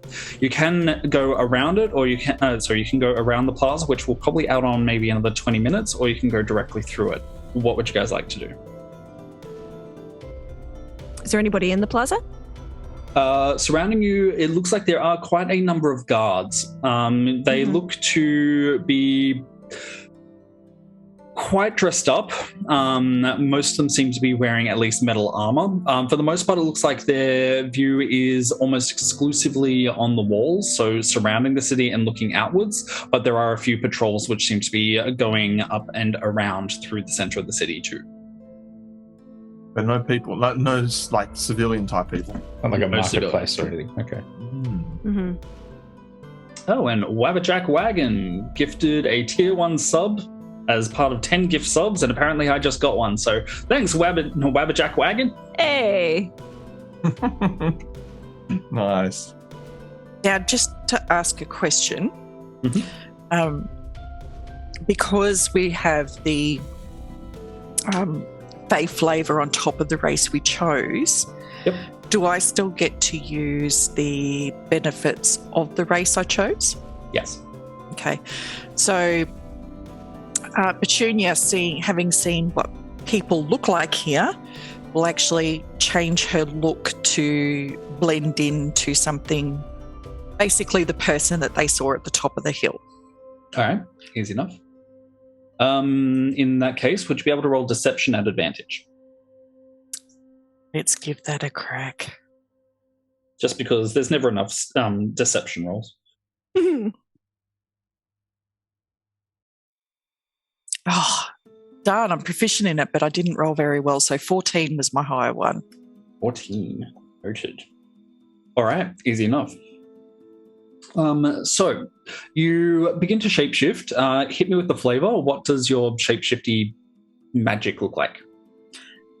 So it's all her features, like her tail and her ears, so like all the extraneous ones just start shrinking in. And then the fur, it's almost like it's going back into her skin and everything. And then she'll start sort of changing, and other parts like her nose will become bigger and the ears will change to a different poke out. So it's almost like the original parts of her have been pulled back inside and then this other person's been pushed back out. Works for me. All right. Is there a horrific slurping noise as this occurs? No, totally leaving that to tomorrow. That's fair. Oh, and it looks like we have succeeded from level 3 up to level 4 on the hype train, and we are only $8.31 away. So I'm assuming everybody's biding their time for when you guys are trying to stealth through. So, do you want to stealth? They know what they're doing. Oh, yeah. So, do you want to stealth across the plaza or around the plaza? Oh, let's go across. Yeah, I too like to live dangerously. I agree. Capstone is going to do very fast dashes between what little shadows there probably are, very parkour, but stealthy, stealth parkour. And eventually on the other side of the city, you're just going to have your horse just staring at you like, what are you doing? No, congratulations. We are at the giveaway. So, woo. Woohoo! Hooray! Good job. Get ready to win something. Yeah. Fingers crossed. Something cool. And D20 has also, I believe, just given D20 4 has bits. entered the chat. D20 has entered. Yes. Okay, so you guys are heading across the plaza. Ooh, Stealth parkour. 17. Of parkouring. Traveling across the plaza, you guys are able to see that it doesn't look like any of the various city guards are actually paying any attention to. Your cover and stealth has just been that thorough that none of them are even looking at you guys. Too busy looking at the shadow horse that's galloping down the path. Pretty much. Perfect distraction. I have 2 disadvantages now. Why? Why, chat? Why do you do this? Yes. All right. Can I please confirm what everybody's passive stealth is? Passive perception. 17. 13 at the moment with the 13. -2. Oh, 11. The -2 should have worn off by now, shouldn't it? Was it only Yeah, it was 1 hour. Yes. 1 hour? Ah, yes. 14 then. 13 for me. Oh, that's not what I wanted to do. Perception is 12. My passive perception is 21. Get out of town. Wow. No, I'm not lying. I don't even know how that happens. That has got to be like... That's not the highest I've seen in this week. So, It's going to be incredibly frustrating for you that you can't hear, but you're like this hyper-perceptive person, and it's just this contradiction. Oh, hang on. Is my perception going to be shot now? Because I can't see.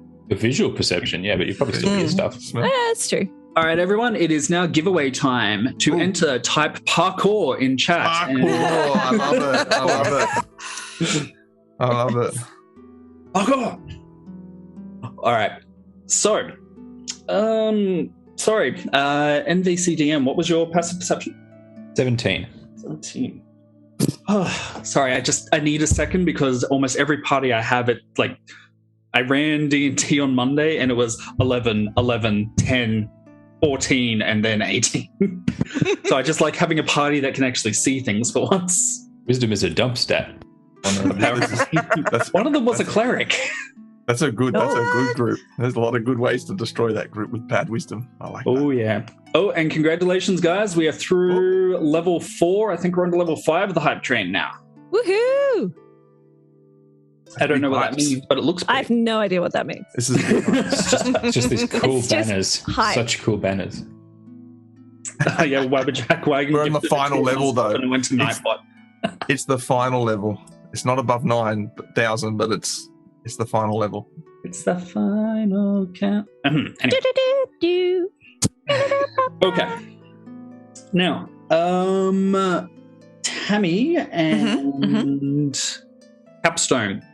As you guys are heading across the central clearing, you stop for a moment and your attention is abruptly drawn down to the mosaic of tiles that is below you. Now, the wind and weather have been able to functionally fade the color of everything until it's roughly the same color as the rest of the flagstones around you. So just a bit of a dreary grey, but it looks like the mosaic here seems to be in a bit of an odd pattern. And even as you look at it, you kind of get a feeling of warning that you must avoid these mosaics. We should avoid the mosaics.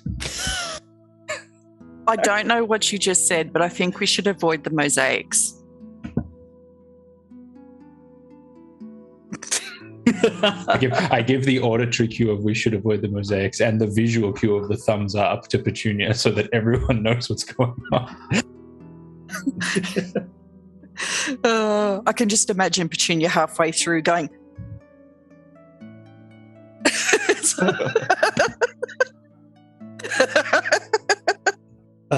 Getting all the army code things going. Semaphore. Alrighty. So, are you guys going to avoid the mosaics? If you would like more information, you can also roll, for example, history, insight. I might accept religion. Oh, I'm definitely going to roll insight on that. Having a look. I'm completely disinterested of the insight. mosaics. I'd use my other residual advantage from the dice casters. Thank you very much.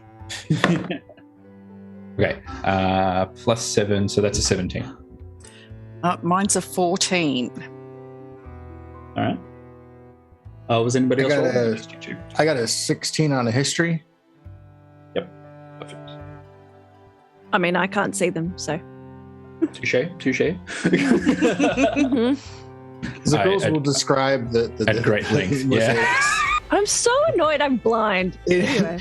in the style of a art history teacher. Oh, God. So we'll make All right. very specific comments about the color use and the symbolism behind. All right. Also, in that case, apologies, that was a bit ableist of me. I will provide you with the what is going on here, and then you can provide us with the art teacher history from there. Okay, so Zach Rules and Capstone, the two of you apparently have enough knowledge to know that this is a bit of an old school kind of trap intended to handle or at least contain spirits or fays such as yourself. Pretty much, it looks like the mosaic directly in front of you is something called a spirit maze. It's functionally an assortment of tiles. It can be something as simple as salt or seeds laid in a specific pattern, but any fae or spirit who enters it are functionally bound to remain within its perimeter unless they can either overpower it or find the way out of the maze. Now, it's a mixture of both religion and metaphysical, and there's no real claim as to how or why it seems to work, but at the very least, it should be affecting minor fae, of which you guys are kind of at the higher end of the tier. So, Zach, that is your explanation. Hit me up with that art history. So, as the it is believed that these traps are something that has been passed down and hidden in artwork. It's something that is just put on public display because it's not an obvious trap to anybody who might come along with it.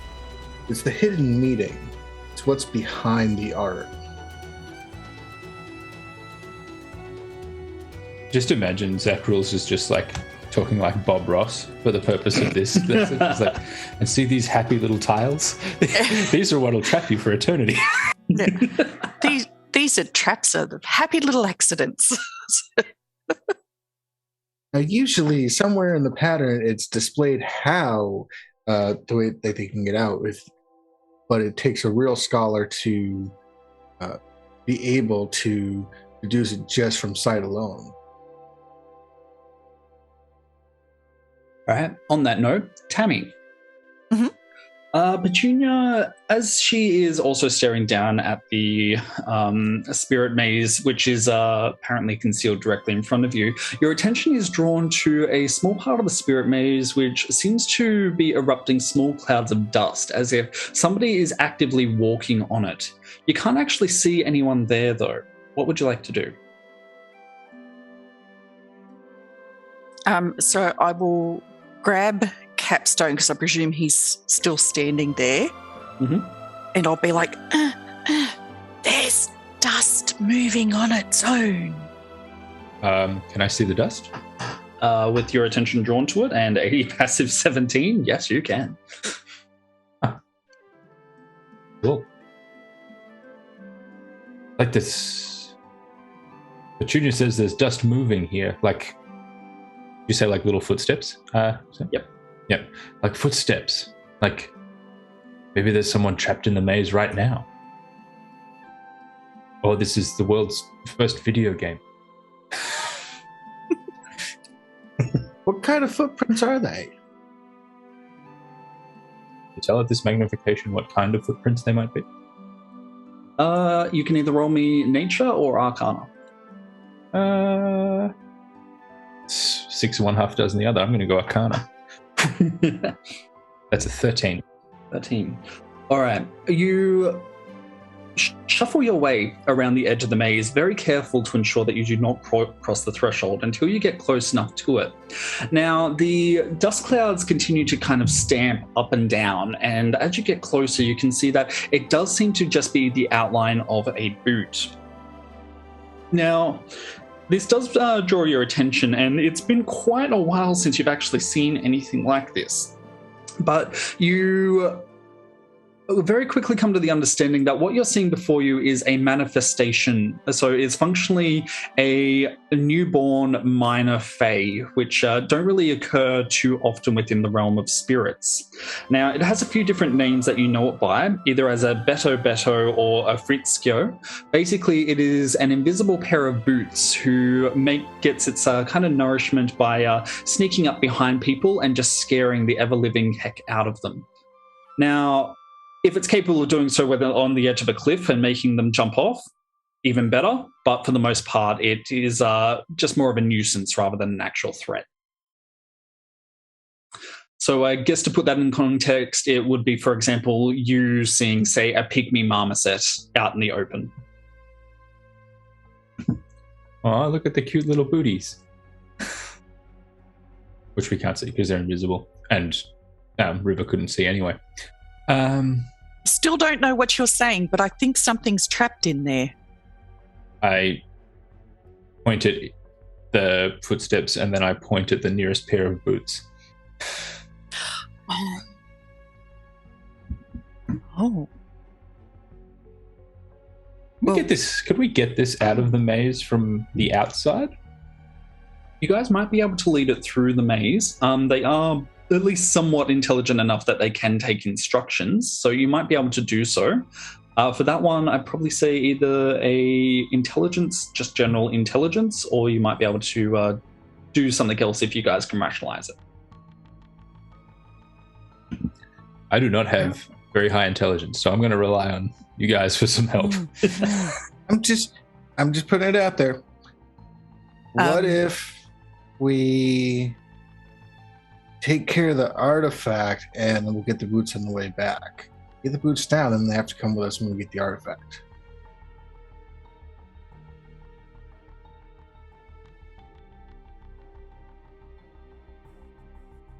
It's okay, Capstone. You're not silenced anymore. You can have your sound on. Alternative plan. We get the boots out now and we turn them loose in the city, and that will distract everyone while we get to the temple and get the artifact. But it might also scare the crap out of some of the guards. Mm-hmm. So how much do we actually know about spirit mazes? So it's a bit more of an archaic thing. With you guys having been within the realm of spirits for several eras, and presumably your characters aren't even that old, it's not something that often pops up. The most common times that you would have ever heard or seen them being used would be as punishment by one of the 12 Fey Lords upon their lesser denizens. So is it something where breaking the mosaics would help break the spell, or is it difficult to break it in the same way it's difficult to break a magic item?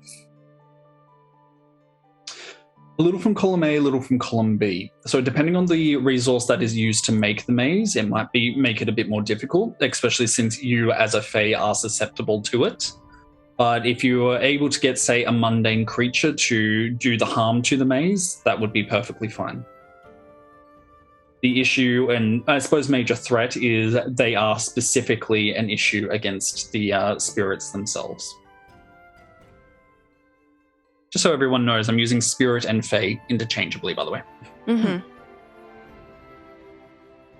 I think we should come back. and go and get the artifact that we were sent to get. I mean, like, what if we get the artifact and then we throw the artifact at the mosaic so it breaks the artifact and the trap at the same time? That could work. I see no way this plan could go wrong.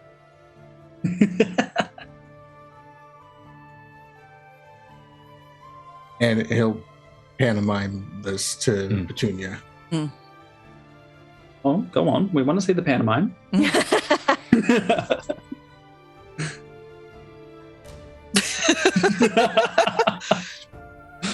That works for me. To the temple. Avoid the maze. Okay. Can I ask something really quickly, Sam? Yeah, go ahead. Okay, so how damp is the city? So it is currently fairly dry right now, though you guys wouldn't know it. This is kind of, well, actually, no, you would know it. You guys are pretty much at the autumn equinox. So at the moment, for you, the person who's the Fey Lord whose power is at the greatest is the Autumn Kings. And as a result, even as you have a look around, you can see that it seems to have been a fairly dry autumn at the moment. Okay, is there moss around the place though? Not too much, but there is some a little bit closer to where the river is. Okay, because I'm a Circle of Spores druid, right? And fungi communicate. So there are a bunch of scientists who recently found that fungi communicate through these little mycelium spores and little like things called hyphae. And they can actually send electrical impulses along the ground and communicate with each other, right? River has spent a very long time in the wilds attuning herself to fungi and to spores. Can she see using the mycelium network? Ooh, good question. Roll to determine the electrical impedance of the ground. I will allow you to try it using an Arcana check. Okay. If you get a 17 or higher, then you may have your fungi vision. Okay, fingers crossed, everybody. If you would like to somehow mime to Petunia, despite being visually impaired at the moment, Petunia can give you guidance to help you. Okay. Can I give myself guidance? Yes, you can. Yes, you can guide yourself. All right, because I got 15. Double And guidance. then with guidance. Oh, where is it? Double guidance across the sky. Okay, and I give myself guidance, which means D4. a target can roll a d4. 15 plus 2 is 17. Yes. All right. So in doing so, I'm also going to trigger a wild magic surge for Tamara at the same time. So whatever you're doing is messing with the magic for Ben's character. That River can see through the mycelium network. River, hit me with the flavor of what you're doing, and then Ben, you can roll your magic surge. Okay, so River spreads her wings and like flutters down to the ground, and then she just kind of like curls her toes a little bit so that they're kind of digging into the ground, and then she like gets down and puts her hands on the ground, and you can kind of see like this green glow spread out from her fingers, when she kind of takes a deep breath. And then like opens her eyes, and her eyes are glowing green as well. And she goes, that's better. Oh, and chat is going off with every single mushroom pun that I have ever heard of. Really? Every single one. I can't see chat. Oh, you can have to know some of them. Where is it? Sounds like she's a fun guy to be around. Hey! At least she does not take up mushroom. Mushrooms are not known for helping people see what is really there, if you catch my drift. That one's not really a pun, but you know. Yes. Right, Ben, hit with your wild search. 41. 41. Yeah, you guys, you need to really steer away from the 40s and the 70s and the 90s. Oh no. Okay, horse. then with a 41, you are protected from celestials for one day. Eventually, you guys are just going to be immune to every creature out there. Nice. Okay, so River, you now have a basic daredevil-like capacity to see using The using that mycelium capacity. network. So, I think the decision now is to just head on through the city out to the temple. Is that correct? All right. Collective nods. Mhm. You guys are able to head down the plaza and continuing out of the city. Directly ahead of you, there seems to be an immense gateway which seems to lead directly into the city itself. And it seems to be of a similar style in design to the gateway that was atop the cliff face. But this one seems to be a lot more grand, even with the desiccation of the city around it. Now, those of you who are capable of reading Common, you will be able to see that there seems to be in various languages, most notably Common, but this one seems to be simply referred to as the Emperor's Gateway, and it's a sacred gateway to basically indicate that everything in the city is sacred, everything outside of the city is not. So, you are able to amble past and out of the city. Now, this one is going to take you alongside the riverbank, and in the distance, you can see a temple directly ahead of you against the base of the cliff face that you originally came in from. Now, it looks like the temple ahead of you was once a much more grand sort of design, but it looks like, again, time and vegetation have kind of worn it down into its current state. There is one or two outbuildings which do have roof, but for the most part, it looks like the entire structure is currently open to the heavens itself.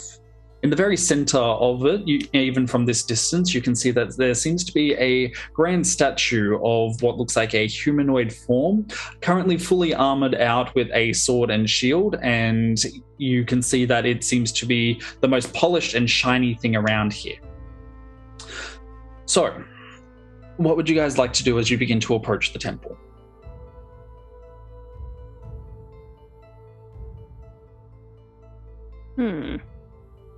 So the statue is like obviously cared for where nothing else around here is.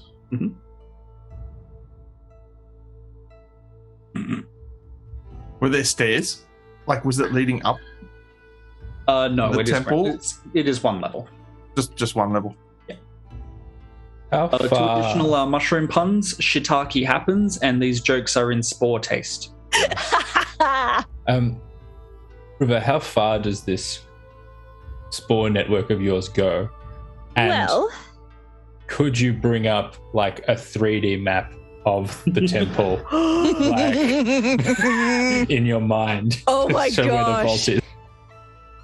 oh, okay. Well, All right, I'm willing to give you blind sight out to about 30 feet. If you would like to control your mushroom spores and go even further, it's going to require another Arcana roll with the DC this time at 19 instead.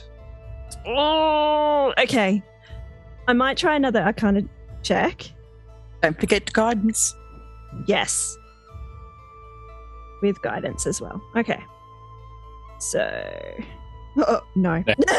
No. That was a 6. So, not happening. So, I've just got the 30 feet. Yep. Yeah. So, I can't see.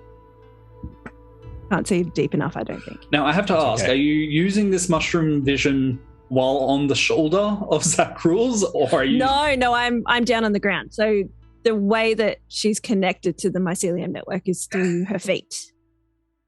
So there's a tiny little toddler running after the party. Oh, yeah. Yeah. Teeny tiny. Got it. All right, carry on, party. Well, it's incredibly tempting to do something unseemly to the statue. We probably shouldn't be drawing attention to ourselves. Or stealth parkour. Parkour. So we're going. Are we going into the building? Based on I guess so. what we were told, I think that's where this robe is going to be. Yeah. Yeah. I'd like to investigate the statue. All right. Pure investigation or just to get information on it, a la religion?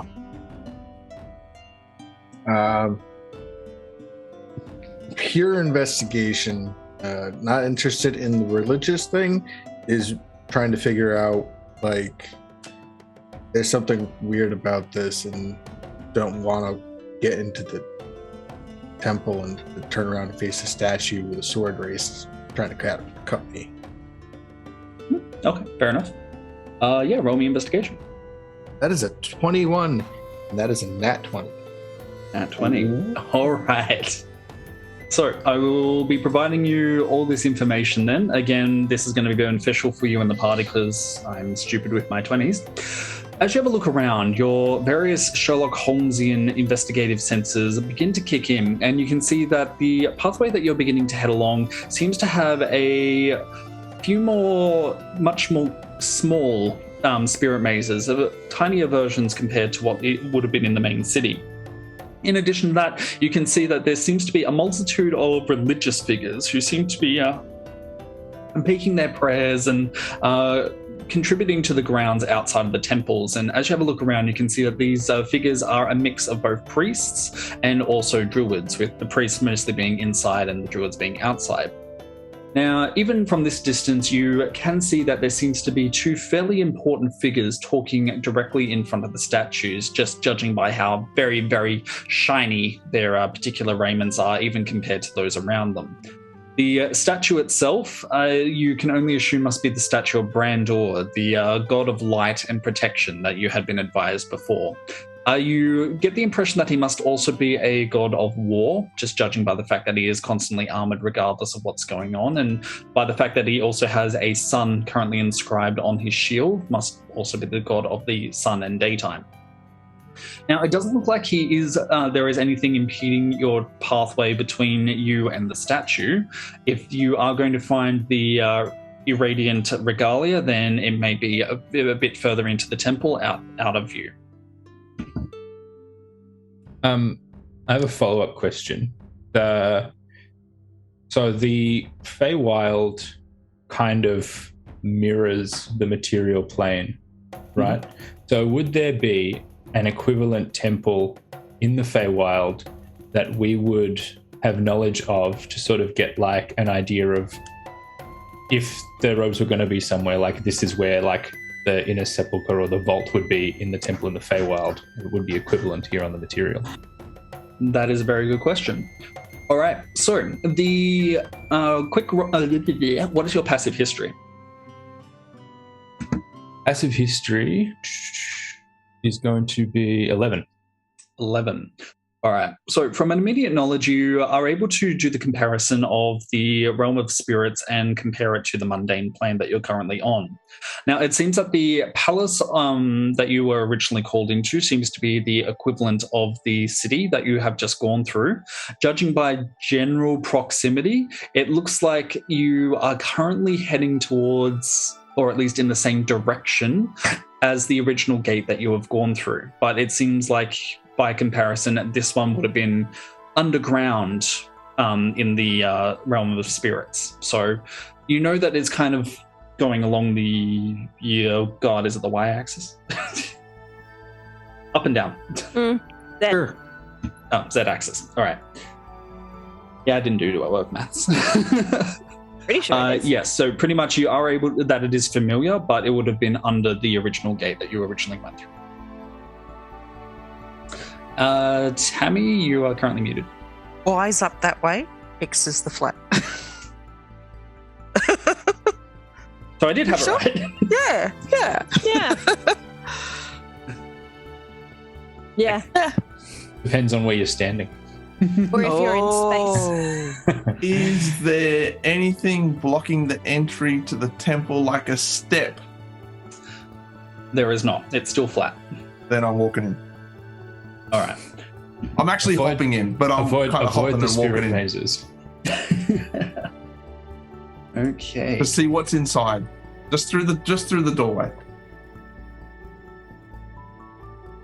like a peek, we'll say. So with your stealth of 18, you are able to make your way past all of the spirit mazes and get your way through to the door into the temple. As you have a peek through, you can see that the two individuals directly in front of the statue seem to be quite deep in conversation. However, as you have a look through and into the direct premises of the temple, which you can see seems to be quite large and well-maintained comparatively, one of the figures standing in front of the statue abruptly stops in conversation and stares directly at you. Is there anything between me and them? No, it's only about 20 feet of cobblestone. No, he's going to drink their blood again. Yeah. I'm like, oh no. I will give everyone an opportunity before I rage and attack.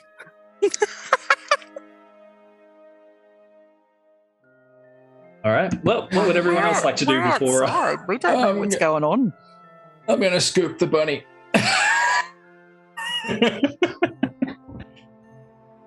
Like, no. Bunnies, it must be bunnies. Well, I know what I'm watching later. All right. So if you're going to scoop up the bunnies, Ben, I assume that that Tamara is probably going to object to this. Would you guys like to do? I'm not very big, but as you scoop up the bunny, is like there is like almost capstone again. Like it's like two different creatures, right? And Tamara's just very quiet. It's just been keeping along the whole time, but as you go to pick it up, it's like a completely different animal. It's almost like they're overtaken in a way with this with something else that is completely makes them a completely different person. So there's no objection because it's almost like a sole focus. So no movement off of those. Like I don't stop looking at those guards or people in front. You've target locked. Just target locked. But Also, do you still have blood like everywhere? Yeah. It's like Okay, all cool. it's on my arms. It's on my body as well. But Cool I'm and also normal. like I'm very strong, but I'm not going to resist you in that sense. Strong for a bunny. Yeah, pretty strong, yeah. All right, so Capstone, what do you do with that? He's not resisting me. I'm still scooping the bunny. You're like, no. Fastball special. Are you holding him by the ears? Nah, that'd be rude. I think I'm just going to scruff him. He's like, arms are still. Yeah, exactly. Exactly like that. Let me at him. Okay. What would the rest of the party like to do then? We have Petunia, River, and Zach Rules. You guys still have an action that you'd like to do before... Can we These are see the- this guy that is staring at Mara? Or Petunia can, based on passive perception, as can Capstone. The rest of you guys... Oh, and I will allow Zach Rules to as well. The rest of you do not have good enough perception. Or insight. does he look like he's about to say anything? Yes, it looks like he is getting increasingly more worried. Okay. He should be. Yeah.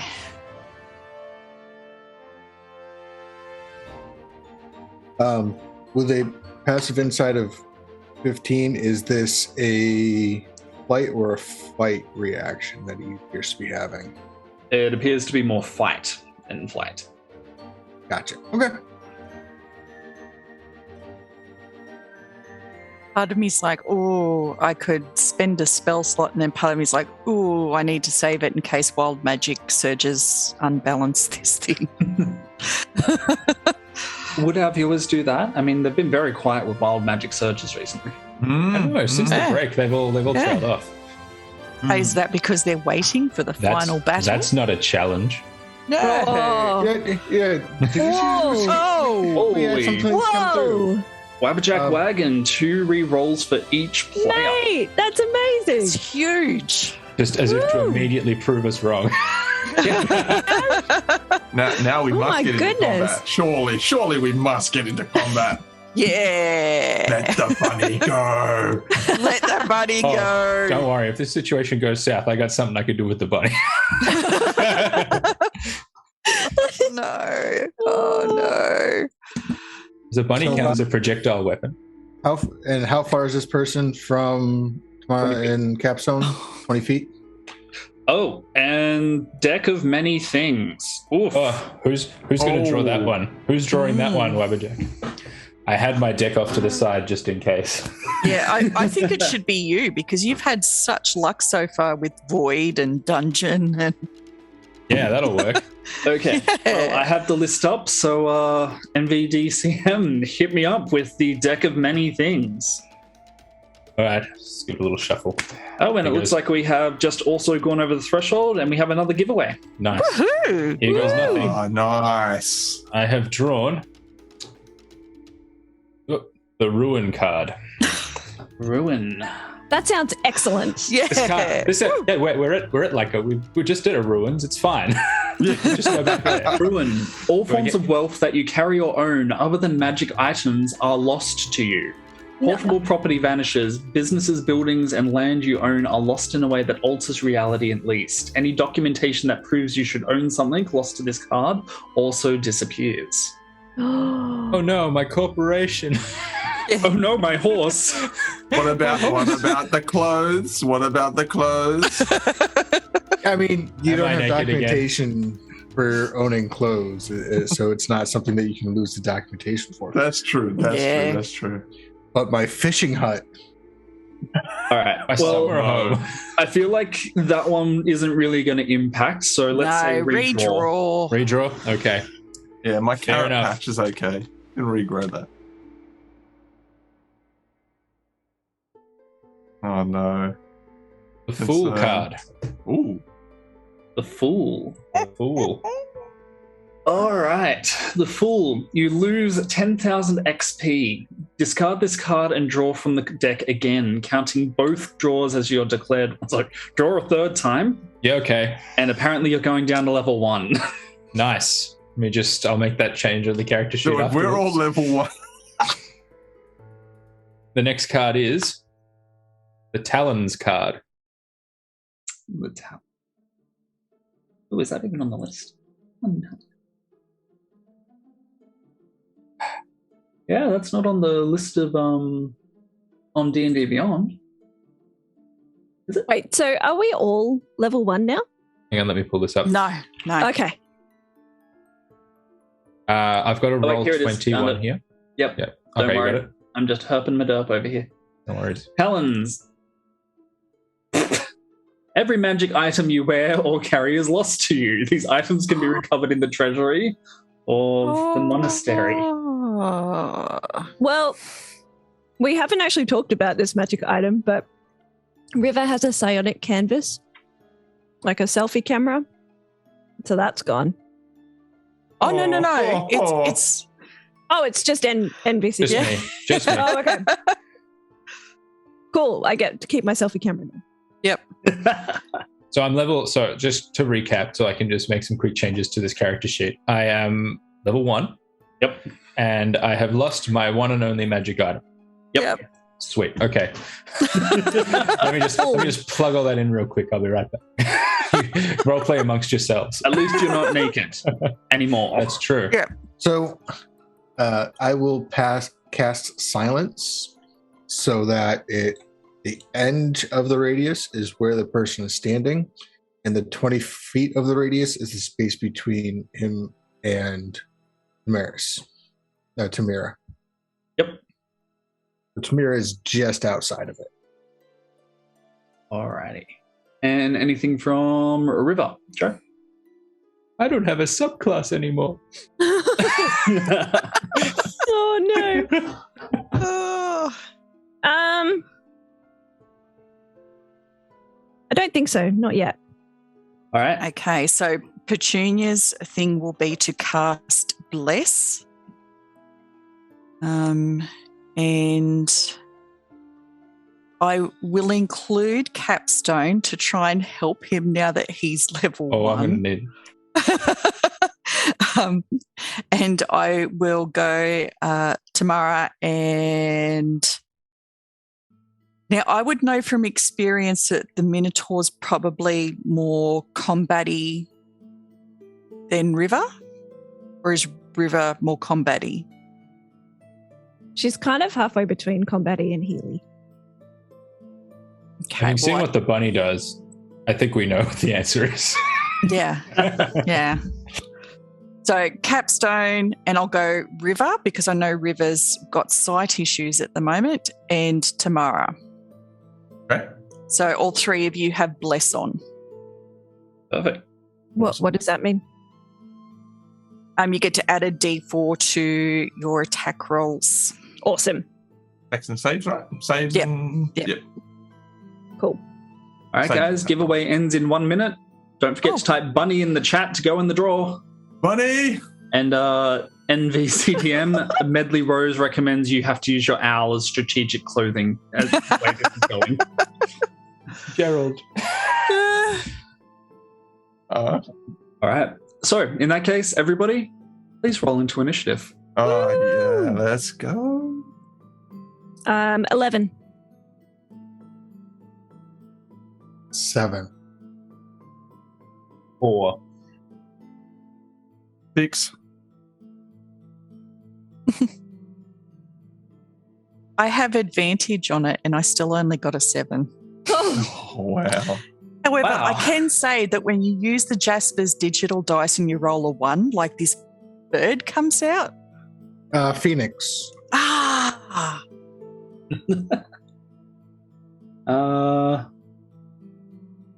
Wabba Jack Wagon gave 2 advantage for Capstone as an apology. Oh, there you go. Oh, So you've no. got Thank you. 4. You got 2 rerolls and 2 advantage.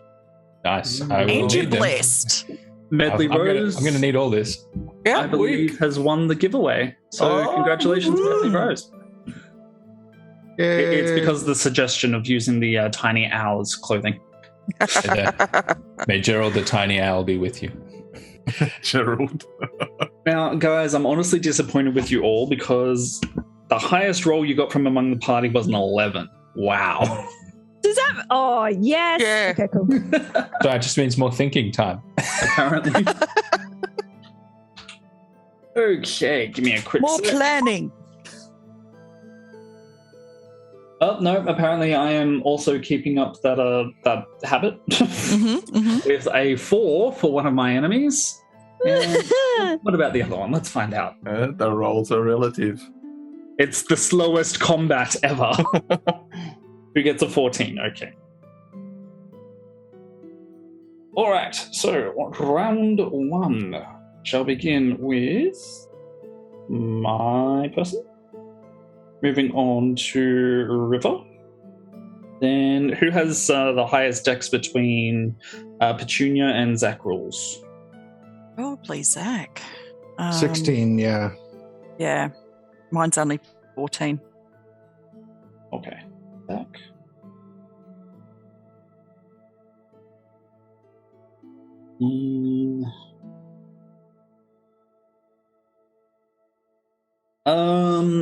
NVCDM, what is your dexterity?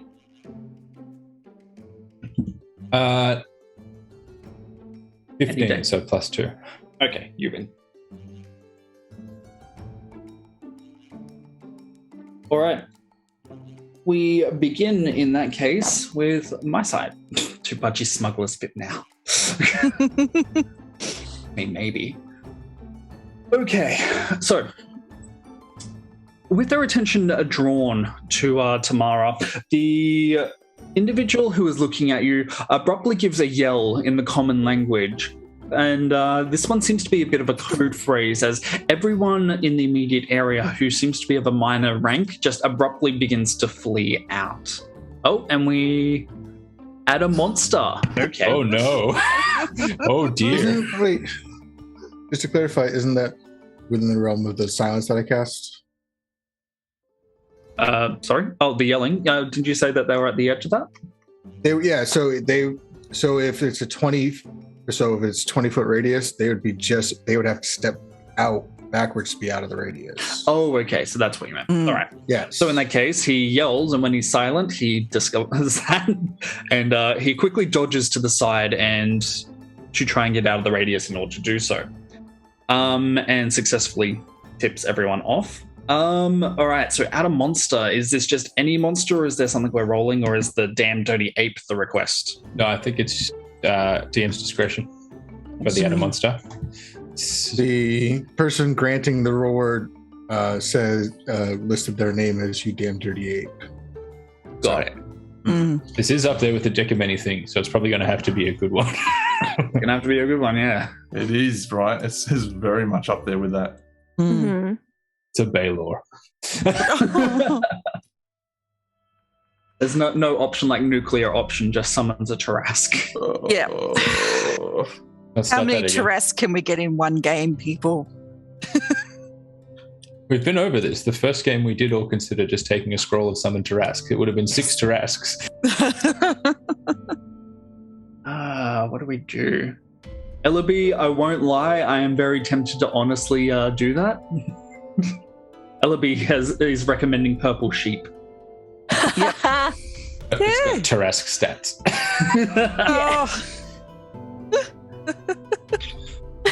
All right. Oh. So, to that effect, just because you know what, let's make it a tradition for my streams.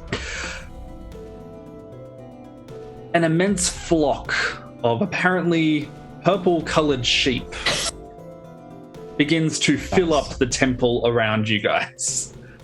This is also going to grant like a +2 to the AC of my opponents because, wool and all that. It's going to be a very soft landing. Oh, and welcome to the 72 raiders that we just had put into the chat. Woohoo! And Wabberjack Wagon would like to give disadvantage to the new sheep. Yeah! Disadvantage to sheep. Got it. Sheep know what they did.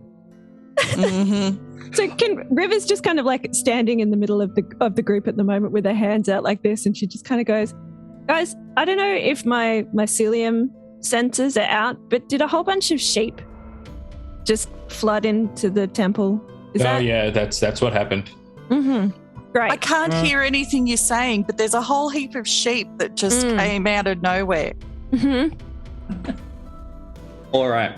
So the main figure that has dodged out of the silence, he abruptly brings his staff up and then slams it on the ground. Basically, there are a variety of lights which begin to light up as a sigil or a circle begins to manifest around the temple. You can see that it seems to be the start of what looks like an immense spirit maze. So he seems to be focused and just touching the staff as he begins to mutter, as he seems to be just building this spirit maze out of sheer willpower and magic. All right. Joe, you're the very first of our players. Go ahead. How many sheep would fit within a 5-foot radius, do you reckon? Not a question I've been asked before. At least 4. Yeah, let's go with 4. 4 Okay. per square. Well, River, I think, is going to cast Moonbeam. So silvery beam of pale light shines down in a 5-foot radius, 40-foot high cylinder, centered on a point within range. So she's going to pick 4 sheep and then just kind of like move her hand and just kind of do that. I'm not in a podcast. I can actually like do it. And so she kind of calls down moonlight and roasts some sheep. That's not vegan. No, it's really not. But at this point, she's kind of like, I'm over this.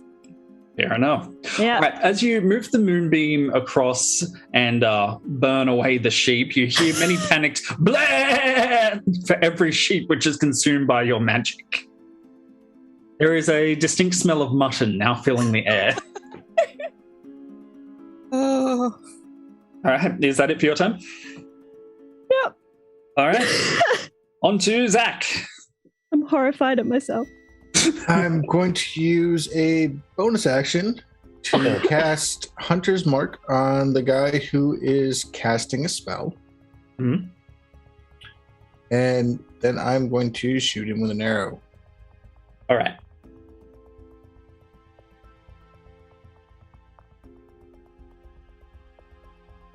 That is a 16. 16. That is a hit. Okay. All right, hit me with the flavor. What happens? And then obviously roll damage. So he's just going to he's going to say his, it's late here. My brain words don't work. He's going to say his spell as he knocks an arrow and lets it go. So there's the attack roll, which is 9 damage, and then there is I will just roll a d6 manually then for the Hunter's Mark.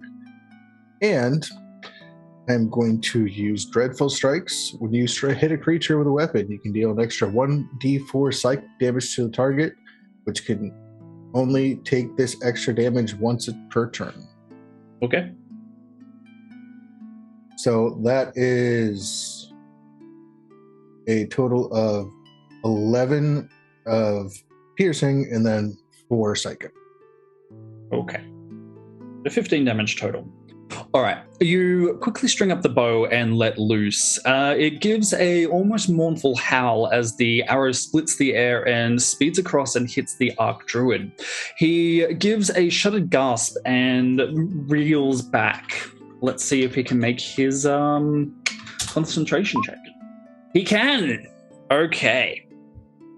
However, it seems that your attack upon him seems to have messed with the magic in the immediate area. As per John the Dragon, can I please get, let's have a look, Joe, Talira, and NVCDM to all do a extreme wild search. Let's see what I get protected against this time. 29. 40s and 70s. Yeah. That's a 58. No, I did roll a 40. I'm I not got kidding. 29. All right, so sorry, Ben, what'd you get? Not me. He's not rolling. It's Joe, me, and Talera. Okay, sorry, it was Joe, you, and Talero? Yeah. Mhm. Oh, Tammie. Okay, so sorry, Tammie, what'd you get? 40. What did I say about rolling more in the 40s? All right, well, we'll come back to that one immediately. Oh, dear. So, Tammie, you gain the service of an arcane eye for 1 hour that does not require concentration. Nice. If only Joe had gotten that. Would have been helpful, but I have my mycelium, so I'm happy. Mm-hmm. If only it was an arcane ear instead of an arcane eye. NVC DM, you immediately take 2d10 psychic damage. Oh, no. You're dead. Oh, no. I have 17 hit points. Well, you take 9 points of psychic damage. 9 points. Oh, no. Oh, wait, yeah. Aren't you guys vulnerable from earlier on as well? Oh, yeah, we're vulnerable to No, something. that How was long only did that for last? How long No, did that That last? wasn't for like a minute or something. That wasn't yes, for the- Oh, no, that's that right. one, Yeah, thank Yeah. God. It was only very short, yeah. Now, Palpitations. Okay. oh no, you're still going to have palpitations because with a 29, Joe, you immediately drop to 0 hit points. Oh, that's even worse. Well, I'm dead. Oh, no, you're just unconscious. It's okay. Yeah, no, it's fine. So, Like, help. Joe. Yep. The wild magic surge seems to have made the sheep nearest to you a little bit stronger than you anticipated, and they see you killing off part of their flock, and abruptly you are slammed into the wall by a very angry ram, which just knocks you out immediately.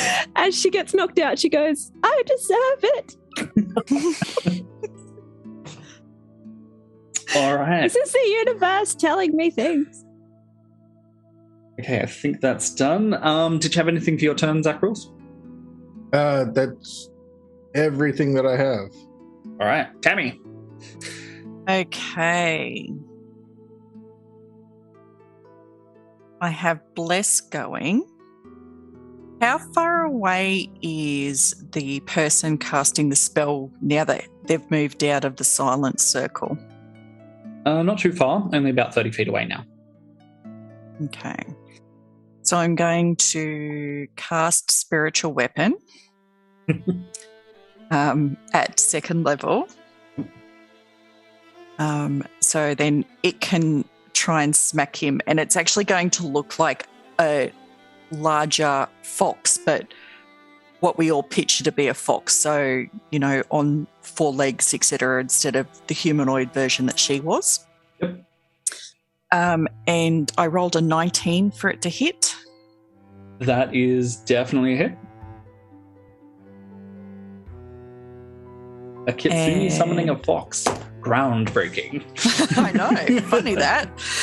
And it rolled a 5 for damage on that. Okay.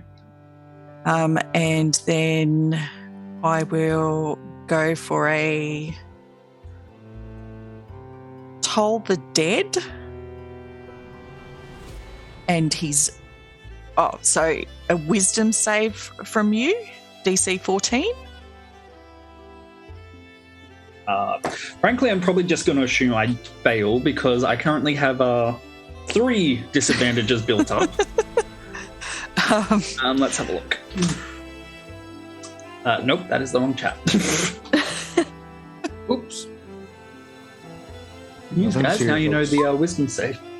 That is... Wow, it's an 11. So that is... Wait, now he's been damaged, so I get the D12, don't I, instead of the D8? Mm-hmm. Okay, so let me roll the D12. I should actually use things like this more often, hey?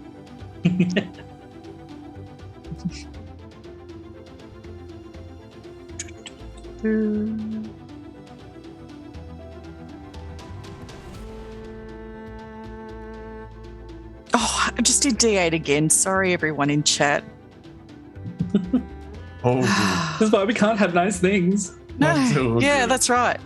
But it was worth the wait. That's 18 damage, necrotic. All right, hit me with the flavor. What's it look like? Okay, so we've got this sort of really bright orange that has almost red tints fox sort of leap over them and smack him in the face with the tail as it goes. And then this, I'd like to say cowbell in honour of my character from yesterday. This cowbell just appears out of nowhere next to his head and just gongs. Fair enough.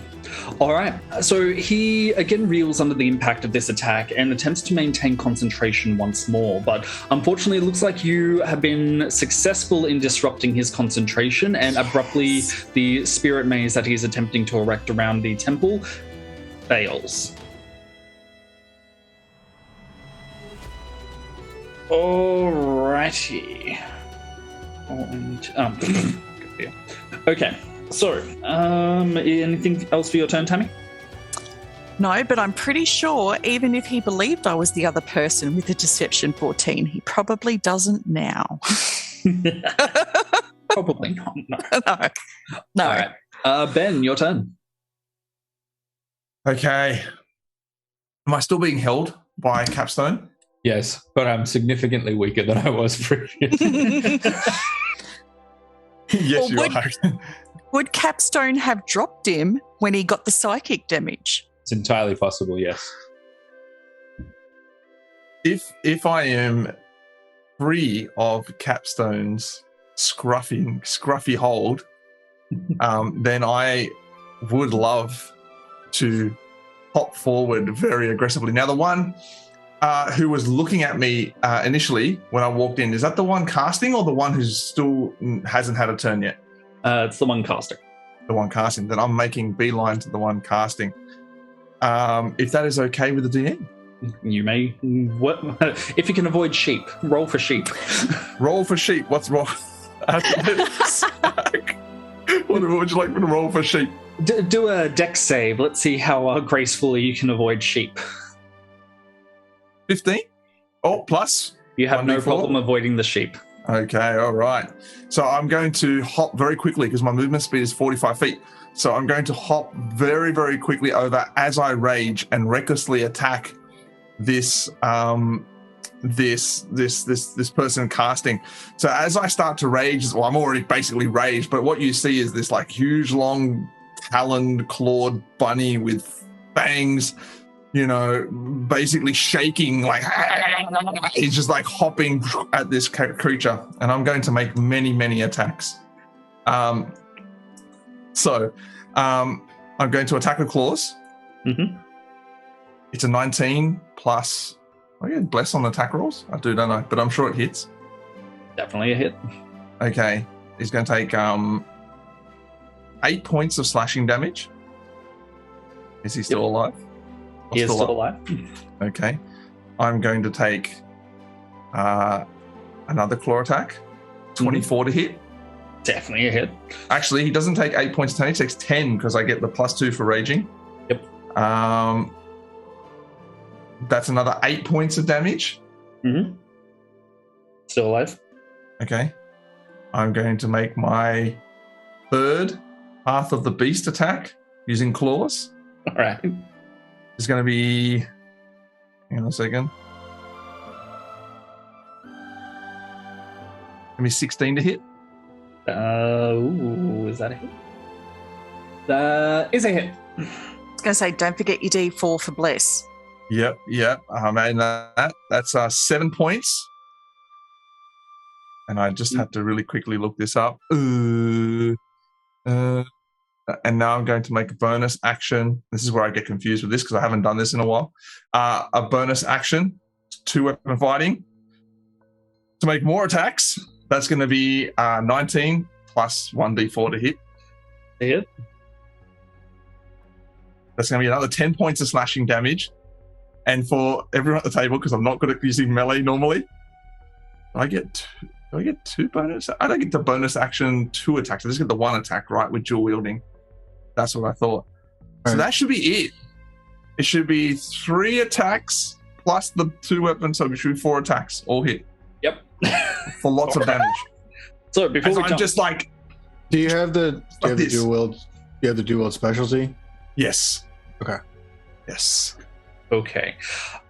The sheep have never seen such a savage, bloody attack. Many of them are just outright horrified. On some of them, the purple wool has now been stained to like a deep maroon. All right. For everyone in the chat, it is now giveaway time again. To All enter, right. type purple sheep in chat to go into the draw for an Arkenforge Toolkit key and D&D Beyond Adventure Books bundle. Ooh, that's shiny. All right, Ben, is there anything else for your turn? I think that's it. So that's 20, 28, 20, 35 points of damage. 5 points of damage. Nice. Slashing All right, in that damage. case, it is now up to NVCDM. You're helping. Level 1. Okay. Run in a tank. Run in a tank. I'm All right. Who's Use the sheep River as a is tank. dead. Just what's nearby? Okay. Sheep. Okay. Do I still have Pass Without Trace? Yes. would I like- will allow. Oh. Yeah. I would like to try and bypass this entire thing and sneak into the temple using stealth parkour. All right. Well, you still have your 30, so Yeah, do yeah. dex save for sheep parkour. Dex save for sheep parkour. Now, I think I got some stuff that I can use here if I need. I have some You've got, like- advantages here, right? You've got 2 re-rolls and 2 advantages. And bless is bless still. And the bless. Sweet. Okay. So dex saves for sheepies. This is going to be fun. Ooh. An 18 plus dex save of 4. So that's a 22. All right. And You I have need no the- problem parkouring over these sheep. In fact, they barely notice you.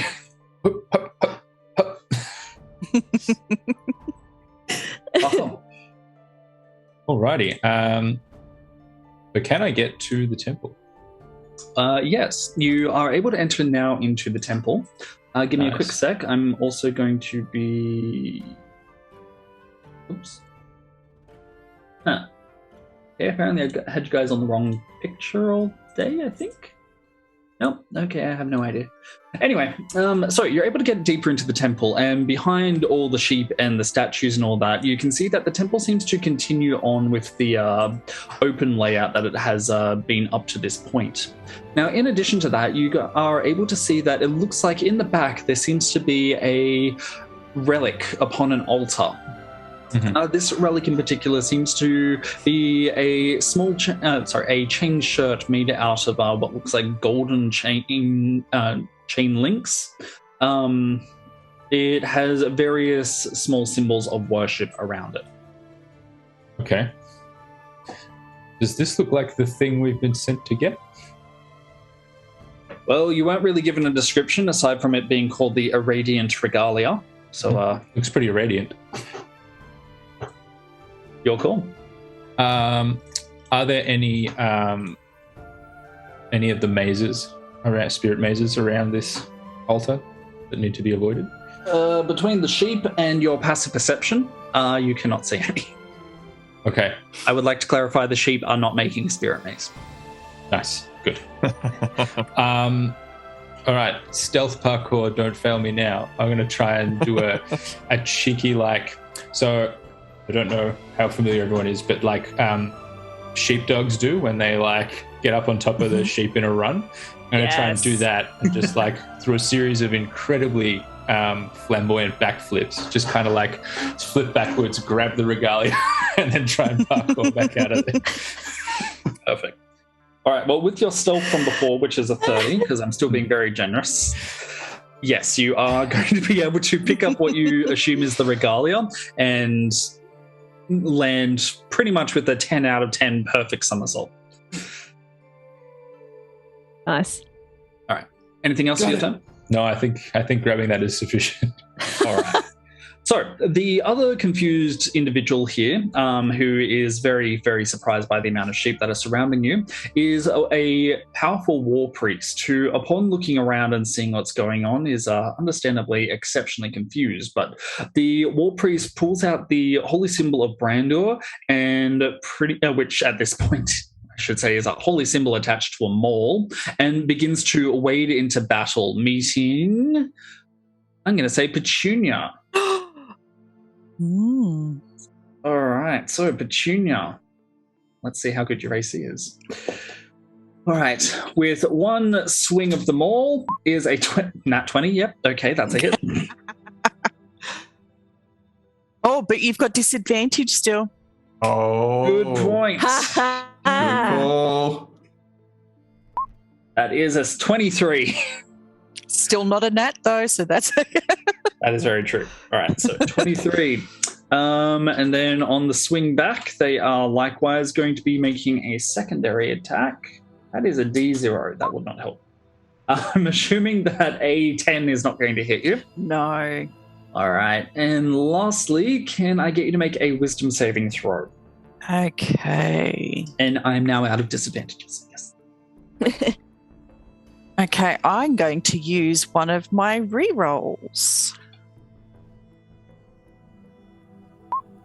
And getting even worse. Oh, wait, because I'm clicking on the wrong one on the reroll. Okay, thankfully that reroll got me a 25. Okay, that is a save. So, as the first bludgeoning maul comes in, you are slammed for 12 points of bludgeoning damage. Mm-hmm. Plus 16 points of radiant damage. Oof. Ouch. All right. Oh, she's unconscious. Ooh. There is a thunk as you're immediately slammed into a sheep. It's frankly a very comfortable mode of going into unconsciousnness, but you are down. Land on a sheep. That was exactly the amount of hit points she had left. Oh, really? Oh, Bless is gone, guys. Bless is gone. Mm-hmm. All right. That is it for my war priest. Let's move on to round 2. But before we do, NVCDM, what do you intend to do with the presumable regalia that you have? That depends. I think I would like to try and get it out of the temple, if I can rely on my stealth parkour. And also, just see if my horse happens to have arrived yet. Because in that case, I'm going to jump on him and right off into the sunset. You're gonna bail on us, aren't you? You're gonna bail on us. Hang on. Were we supposed to bring it back, or were we supposed to destroy it? I can't remember. Destroy it. Destroy it. All right. In that case, it is back to my turn. With the start of round 2, we only have 4 minutes left, guys. I'm going to have to try and speed this up. We can do it. We can do it. Oh, wait a minute. Sheep are really good at like eating clothing and stuff, right? Yes, they are. I'm not saying I'm going to feed it to the sheep, but I might feed it to the sheep. So, with a rabbit savaging him, apparently, he is going to try and cast Wildfire directly at the rabbit, getting a 23 to hit. It definitely hits. Definitely hits. All right. So, trying to protect him. Wow, that was a bad roll. And get 16 points of fire damage against you as I roll 66 and get 1 on 3. Wow, it was a 1, a 1, a 1, 2, and 2 3s. That was really bad. So 16 points? Yep, fire damage. Yep, okay, you got it. And you are blinded until the start of my next turn.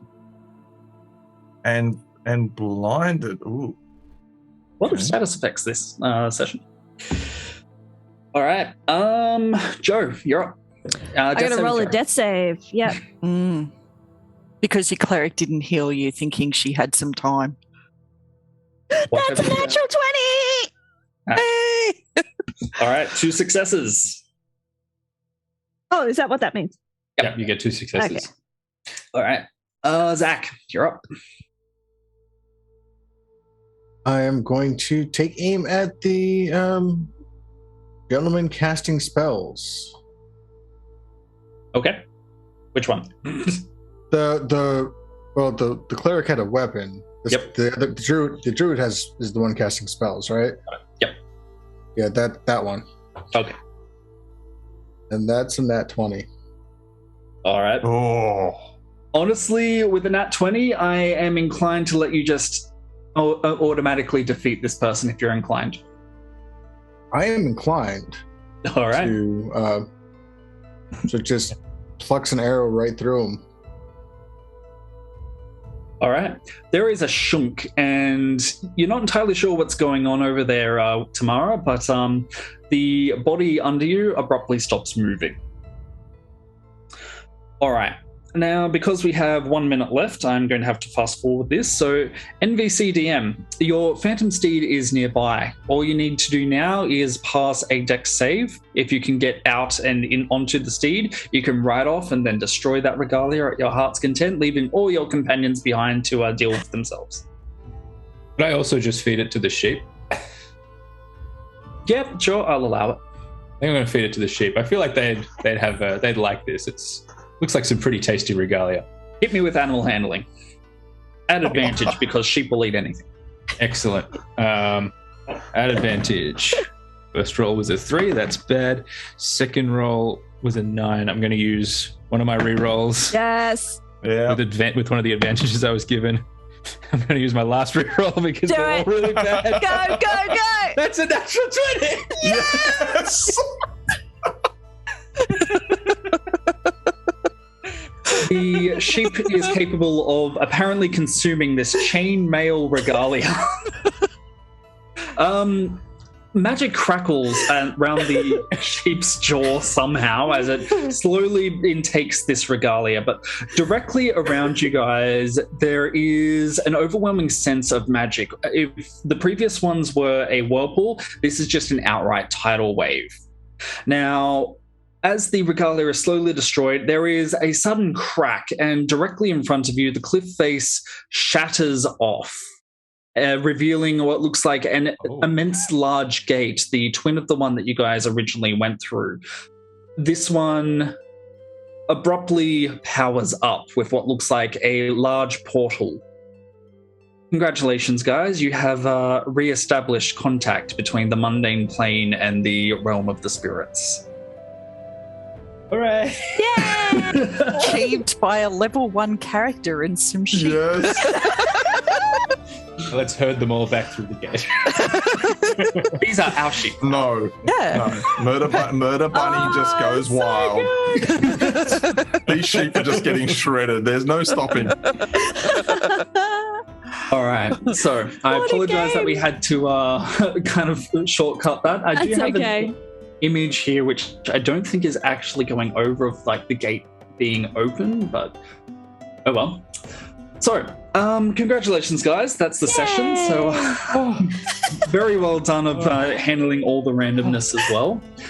I guess to that effect, I would like to thank Jasper's Day for inviting me and all of my wonderful, wonderful players. I'm very proud to be back here for the second year in a row for Awakened Fables, and I would love to thank everyone in the chat for a phenomenal amount of donations and randomness for this session. But incredible. So good. It's been amazing. So in the meantime, like I said, I'm Awakened Fables, so we have our various social media at Facebook, Twitter, Instagram. We also have our own Discord, so if you live in Sydney and want to take part in a grand wide scale as of next season dealing with Eastern themed Fae, then definitely jump in and hit us up. But for everyone else, is there anything you would like to do before we power down and I get in trouble for extending the stream too long? Thanks, Sam. That was really fun. Thanks, Sam. Thanks, everyone. It was really, really great game. Thank you so much to everyone who donated as well. Amazing. Thanks for the chaos. Heck yes. And I'm so happy we got, 2 potted plants, a statue, and a flock of purple sheep. Yeah. I'll call that a success. And the only one I had to intervene for was the sheep. You guys rolled the other ones naturally. But in the meantime, thank you, viewers, so much for joining us in today. I believe there should be another Jasper's Day Game 2 in about half an hour. So if you guys remain in, go get that break, remain hydrated, have a walk, all that jazz, and hopefully we will see you at the next DM in about half an hour. In the meantime, thank you to players. Have a great day. Bye.